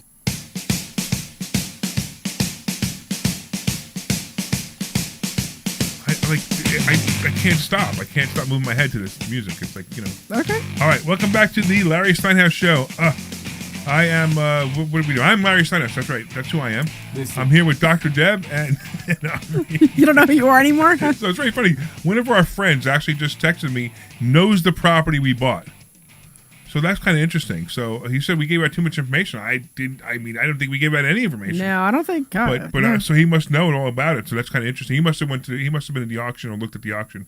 But yeah, Glenn, you actually guessed it right. Not you, Glenn Page, different Glenn. You guessed it right. That's exactly what we bought, and I'm kind of hoping we didn't goof on it. We'll find out. If we did, well, it is what it is. So somebody actually says, if I lost a deposit, would it be tax deductible? Well, yeah. But what am I going to do? Get $5,000 back of the $10,000 that I get of the $50,000 I get the tax write off? It really doesn't matter. I mean, it could be a bad play, David. So if that happened, that happened. All right. Welcome back to Larry Steinhouse Show. I'm here with Dr. Deb and Omri. And Omri, during the commercial, was balancing pens on his microphone boom. I was bored. Well, you weren't as bored as Glenn. He yawned. And now you're bored? Okay. No, I'm not bored. I'm All right, good. cool. All right, so where were we? What were we going to talk about next? I forgot now. Debbie. Did we? Debbie. What about me? Debbie. When are we doing that other hour? Soon. Okay. The answer is always soon. Okay. Good. So we'll talk about it very soon. Like it could probably be the beginning of next month that we'll be doing the other hour, which is 2 weeks from now. Okay, so you realize I'm out pretty much all of May. Oh no. Yeah, pretty much all of May I'm gone. Yeah. It would be so fun for us. I know you guys are gonna have a blast without me. You could say all these like horrible things about me, and I won't even know the difference. So next month Debbie's going to be away. Gonna be away. Where are you going? I am going to Argentina. Argentina. What are you going to be doing in Argentina? Yeah. So actually, for the first weekend, I'm actually going covering a conference for my job, for my day job. Right. And then my brothers and my sister actually were born there, and my parents are from there, or were from there. Really? Yeah. So I've never been because I was born here in the U.S. And all of us wanted to go. So then they said something to me. They're like, "Hey, you want to go?" I'm like, "Yeah, let me know if you guys decide going." So we were going to go for a week. And then my brothers are going for 2 weeks. And then my sister's husband decided to not go because I was going to just go for a week.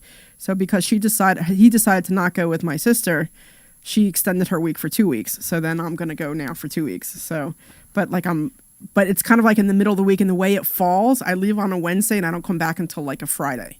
So I'm going to be gone. So we're going to go see some glaciers. We're going to see where my parents grew up. We're going to go see some waterfalls. They grew up? Where they grew up. No, I just couldn't resist because we were talking about people not hearing words correctly. Not earlier. funny. It is funny. No, it wasn't funny. So it wasn't funny. Okay. No, it wasn't funny. But one of the things that is my favorite, and I cannot wait, because I keep talking about this all the time. So Argentina, I don't know if you guys know, is like the meat capital of the world. Of course, yeah. Yeah. So I love my steak. I'm a big fan of steak, and Del Fresco's is always better than Capitol Grill. I don't care what you say. There's a place in Philly I told you that I went to. It was really good. We have to go. Anyway, so I love my steak, and it's a big thing for me. And I'm looking forward to getting a 5-star dinner practically every night for $30 because it's very cheap there. And what's going to be really nice is my dad always made a really good steak, so it might actually be similar to what my dad used to make because my parents are both gone. So I'm really looking forward to that part of it too. So it'll be fun. I'm really looking forward to going. Cool. That's excellent. Yeah, I'm looking forward to have a good time. So I have to comment on something. It's very interesting. So at Investor Schooling, we not only, we have a lot of friends, we have a lot of people who come to us, and a lot of people who help us and help each other. So one of our friends, Glenn, right now is actually texting me because he's listening to the show. I know, I see. And he's texted something right now. He said he's a zoning guy. He knows zoning, and he knows how to apply for zoning. And he figured out what property it was based on our conversation, which most people would have figured that one out, but he figured it out. And he's actually saying he's actually researching for us what we could do with this property if it becomes ours. Oh, nice. So that's actually really cool to know that we could do it, So and obviously I would hire him because he's a consultant. But at the same time, he's already looking out for us. I'm saying cool. for years, okay? This is not a school.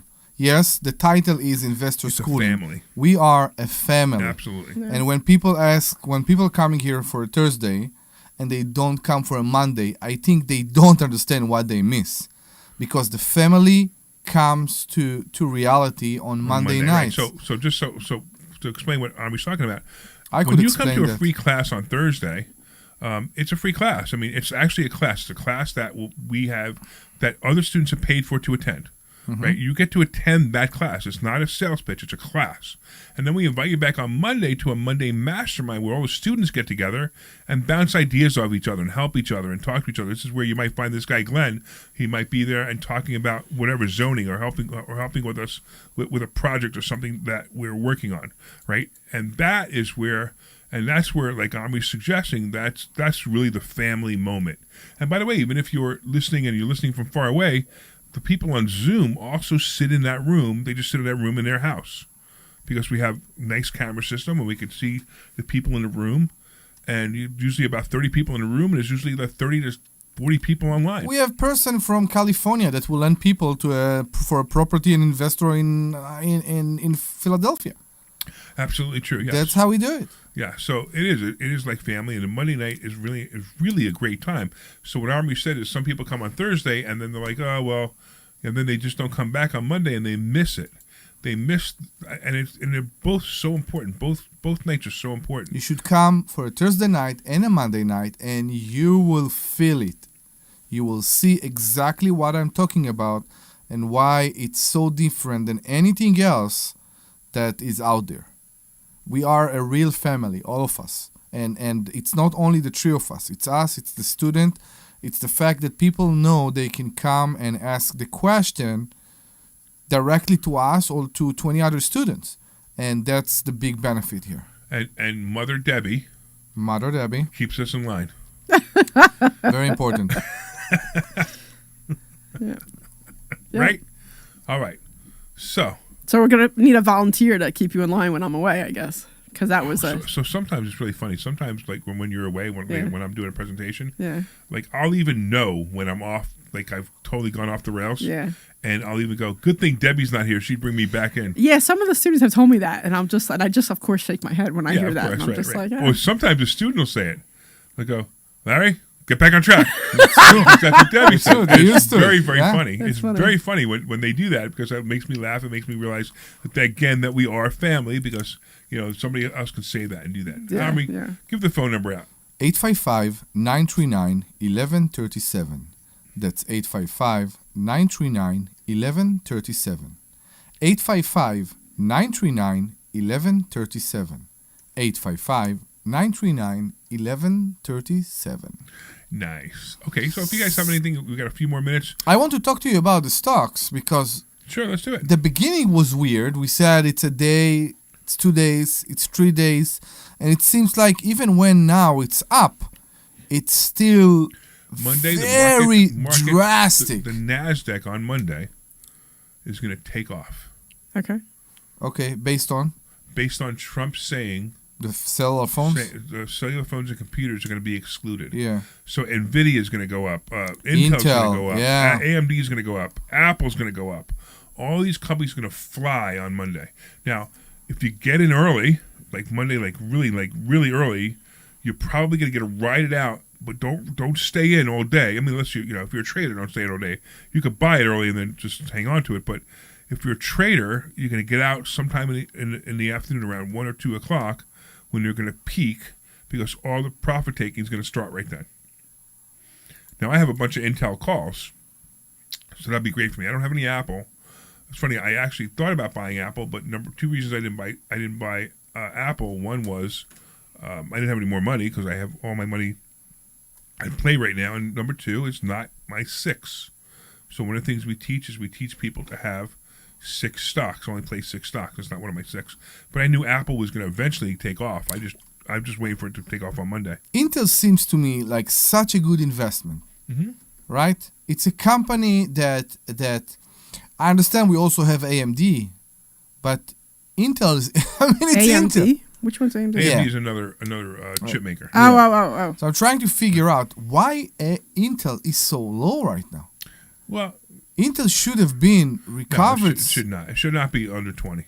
It's ridiculous. I mean, it shouldn't even be under 30. It shouldn't be 20. Right, exactly. Yeah. But right now, actually, I think it's 18-something is where it's closed on Friday. Let me just double check.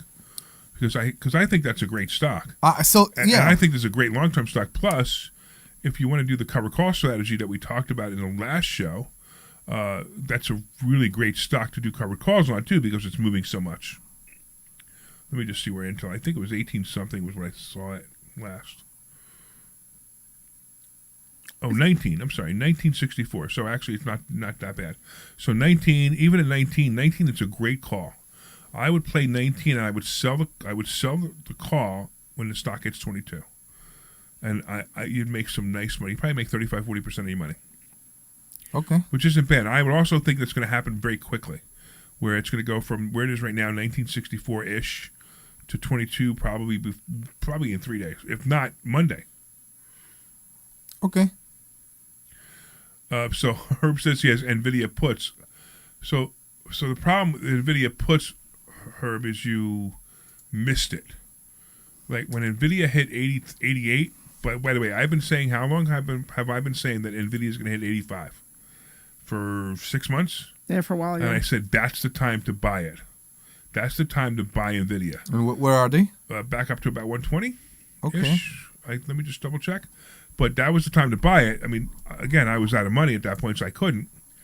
But, no, actually, NVIDIA's at 111, which means it's going to go back to 120. So I'm sorry, Herb, if you've got puts, unless the stock market has a crazy, crazy day, puts probably won't be a great idea right now. All right, where are we? What else we got here? We're in the studio. I know. I just got to block somebody out of the. I couldn't understand what that was. Yeah. So here's a question that I guess I'm not sure I understand. But with all the tariffs that are going on, especially with China, because it seems like a lot of the other countries are calling Trump up and figuring something out, which I think is fantastic. So I think he held he's a lot. Doing exactly what he said he would do. Right, but with China, I know that with Canada, they took all of like U.S. liquor off the shelves. Right, remember that was a big thing. Was a protest. But that's exactly. It's not just a protest. It didn't came from the government. No, it didn't come from the government. Right. But I guess I'm wondering is because we have so many products here in China, here in the U.S. that are from China, how is it gonna? Is that going to affect anything that's already on the shelves? Well, yes and no. The stuff that's on the shelves right now are priced whatever they're priced at based on the prior tariffs, which there's always been tariffs. It's just that he increased them, I don't know, 5-fold maybe. Yeah. So now what's going to happen is the new stuff that the stores are buying. Let's say they bought, deodorant made in China, and they paid $1 for it, and they sold it for $2 in CVS. Yeah. Now they might pay $1.50 for it, so CVS has to sell it for at least $2.50 to make the same profit. That's all. Okay. So it will affect things. It will affect items on the shelf, but it won't affect it to the next shipment. Now, some of the stores will take some proactive moves and say, okay, well, the stuff on the shelf I can make some extra money on right now, so I'm going to raise the prices. And they'll do that. So it's a really good time to buy a car before there's any new tariffs. Yeah.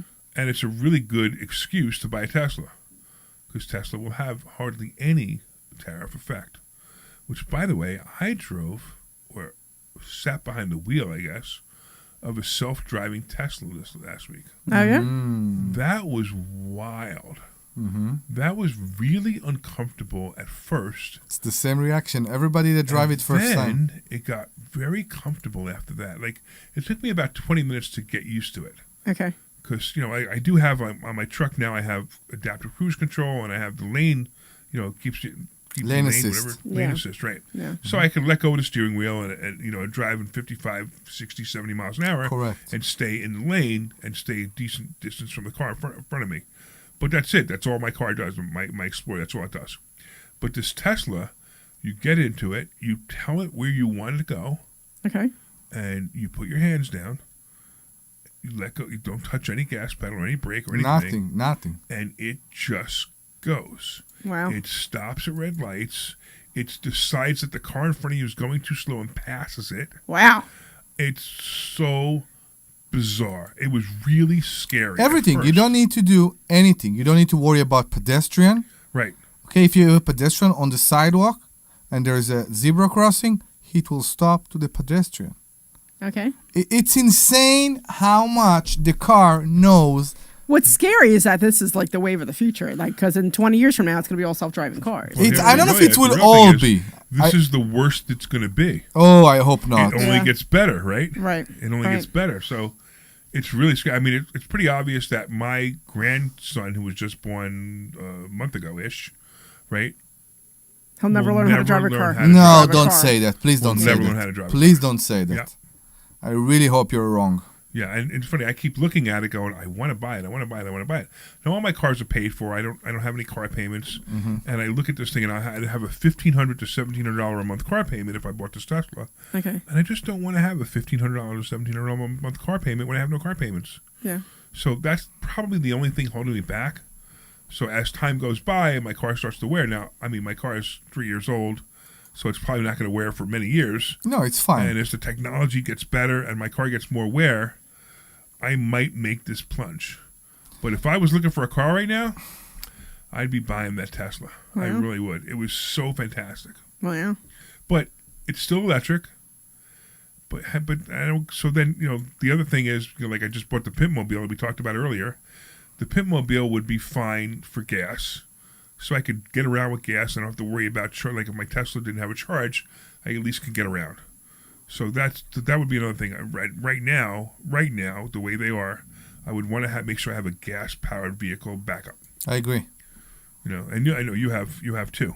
Yeah, I do. I also I find the system that Tesla use with the supercharger that go with the navigation, that you tell the car where you go, and the car tell you, okay, you will get there. Let's say I want to go to California right now. The car tell me you will arrive there on Tuesday or Wednesday, because it tell me you will stop here and you will charge for 20 minutes, and you will stop here and you will charge for 15 minutes, and you will stop here. Does it count for you sleeping too or no? No.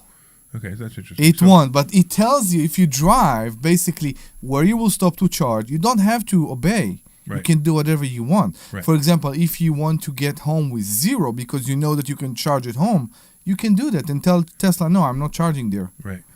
So the system works very well, and of course, that's why I bought the car. Tesla still have the best charging network in this world. Right. Why can't they use probably this is a stupid question because I just don't know the technology, but why can't they incorporate like solar at some point into Tesla? I think they will. Okay. And I think they're also going to have magnetic charging roads. Yes. Okay. So all of this is going to come, and that's what's going to make it the switch to electric. Okay. You know, that's when electrical makes sense. So now, there was another thing too that was really quiet, and I didn't mention this. I said, "Take me to Walmart." I literally pushed a button. I said, "Take me to Walmart." The car made a U-turn in the middle of the room, in the middle of the road, on street road. Made a U-turn. Wow, on street road. Right? Because I'm petrified of making a U-turn on street road, right? Yeah. Makes a U-turn on street road, takes me to Walmart, right? Waits to make a left into Walmart for the cars to pass, pulls into Walmart, goes in front of the door of Walmart. And park. Not yet.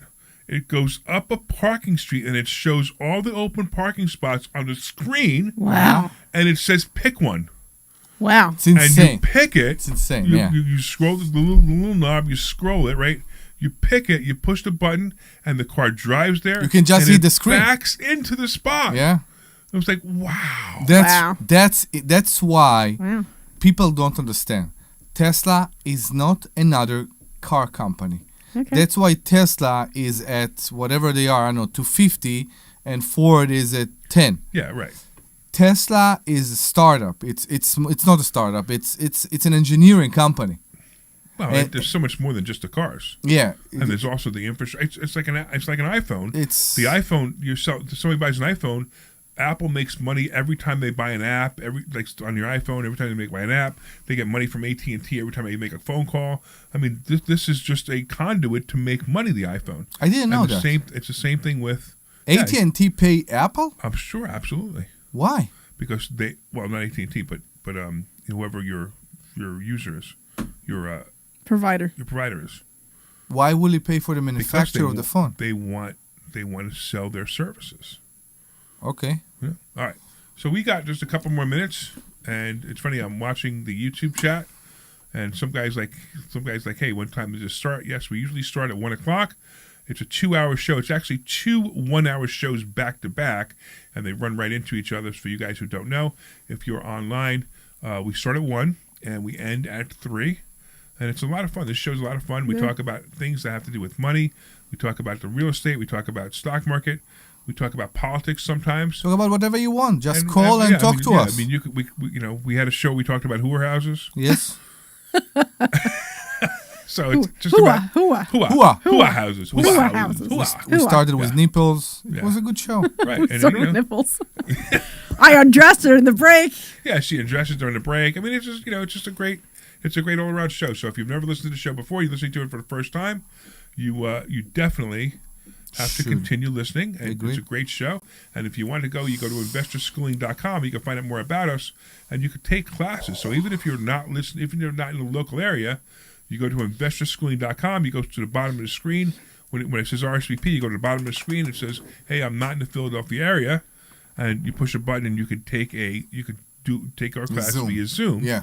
But if you're in the area, we highly recommend you come in, because it's a different kind of experience when you come in. Yeah. And also, you get to meet us. You get to have Omri shake your hand and whisper the phone number in your ear. It's really important. We always clean your ears before you come to me. So I want to thank everybody, of course, for listening. You guys are awesome.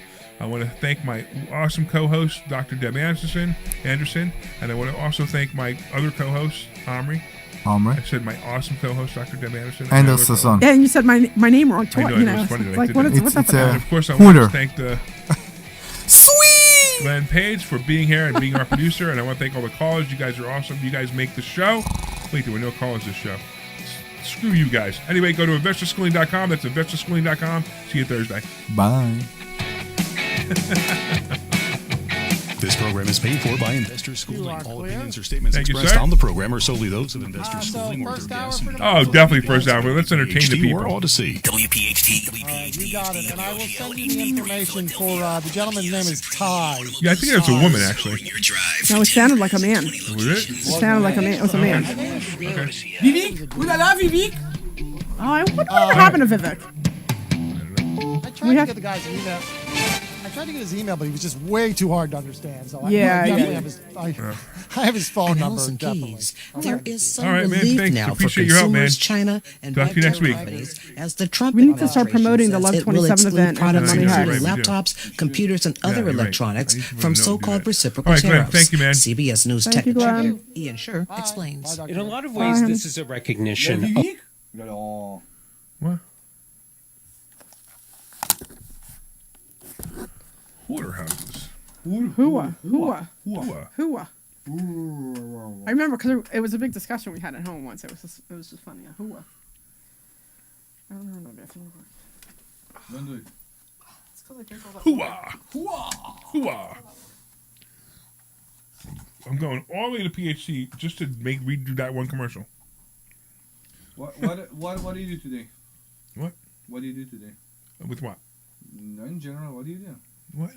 What do you do today? What are you doing today? I'm going to the Seder tonight. That's what I'm doing. Are your parents going?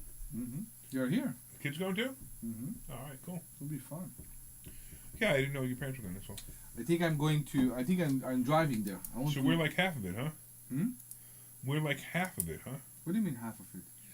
We're half the Seder. Half the Seder. Half the people attending the Seder. Why half? Because all of us together are half the people attending the Seder. He has a big room. He filled it out. Oh, I know, but we're gonna have half the Seder. Yeah. What's up? I think I'm driving there right now. What, to the temple? Yeah. What? No, not the temple. To Richmond Richmond Town? Yeah. I want to look at it. I don't know. Just to take a look. I don't know. I hate to do that. I know. I will go. Fine. No, I mean, I just hate to do it because I'd rather do it when we know what we're doing and go there and say, hey, look, we're the new owners. Here's the situation. No, I don't know if they're open. I just want to look at it. What, the place you guys bought yesterday? Yeah. What town was it in? Take a look at it. Where was it in again? Richland Town. Near Quakertown. So, what time is it? 3 o'clock? I got to call. What do I do? I got to call somebody, right? You got to call the guy who called you. I got to call him. And somebody else I'm supposed to call? I think there's somebody else I'm supposed to call. But I could do that in the car. You want to go? Where? You want to go there? I think so. All right, so I'm going to meet your hubby tomorrow at 10 o'clock around here. I have no idea. Is that... Yeah, okay. we just... You just said you guys are meeting tomorrow. What's tomorrow? You're going for I'm a going ride for on the motorcycle. A ride. Good. Did you guys want to go grab something or no? Come and show my son the motorcycle when you come here. Tell me when you're here. The motorcycle? Mm-hmm. Yeah, tell me when you're here. Tomorrow morning. We'll be here I'll be here at 10 o'clock tomorrow morning. Here? Yeah. Oh, yeah. 5,200. Did you guys want to grab something or no? Okay, so... You're doing the money. I don't know. You want to take a ride to Richland Town? Or not? It's like only an hour away. Yeah, I know.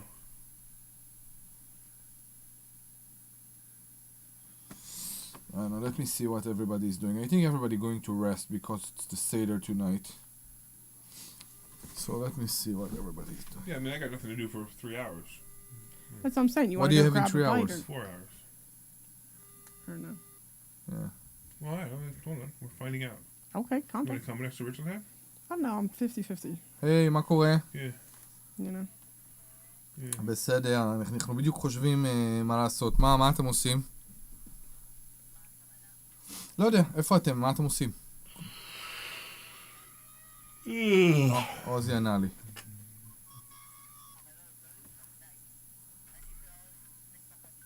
כן.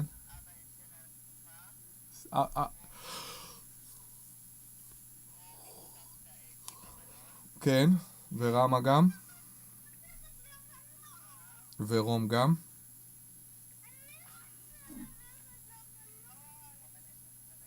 וגם רום שם. טוב, אני יכול ללכת לראות את הבית שקנינו אתמול?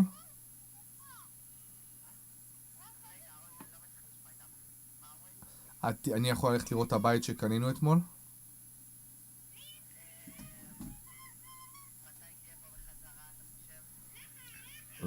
לפחות 5:30, 6. לחוץ? כן. סבבה. טוב, אתם מסתדרים? עוז לא רוצה לנוח? את יודעת מה? עוז רוצה לבוא איתי?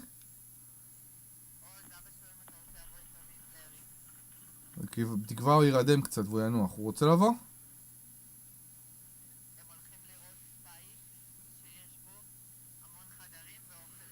Mary Kate Cornett. יהיה דברים יפים בדרך.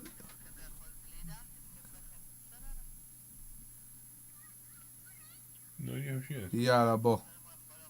כן, יאללה, אני אקח אותו, ביי.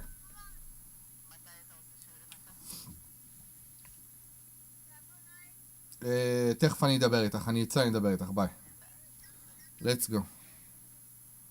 And let's take, I want to take Ozzy with us. You what? Oh, forget it. I don't want to go.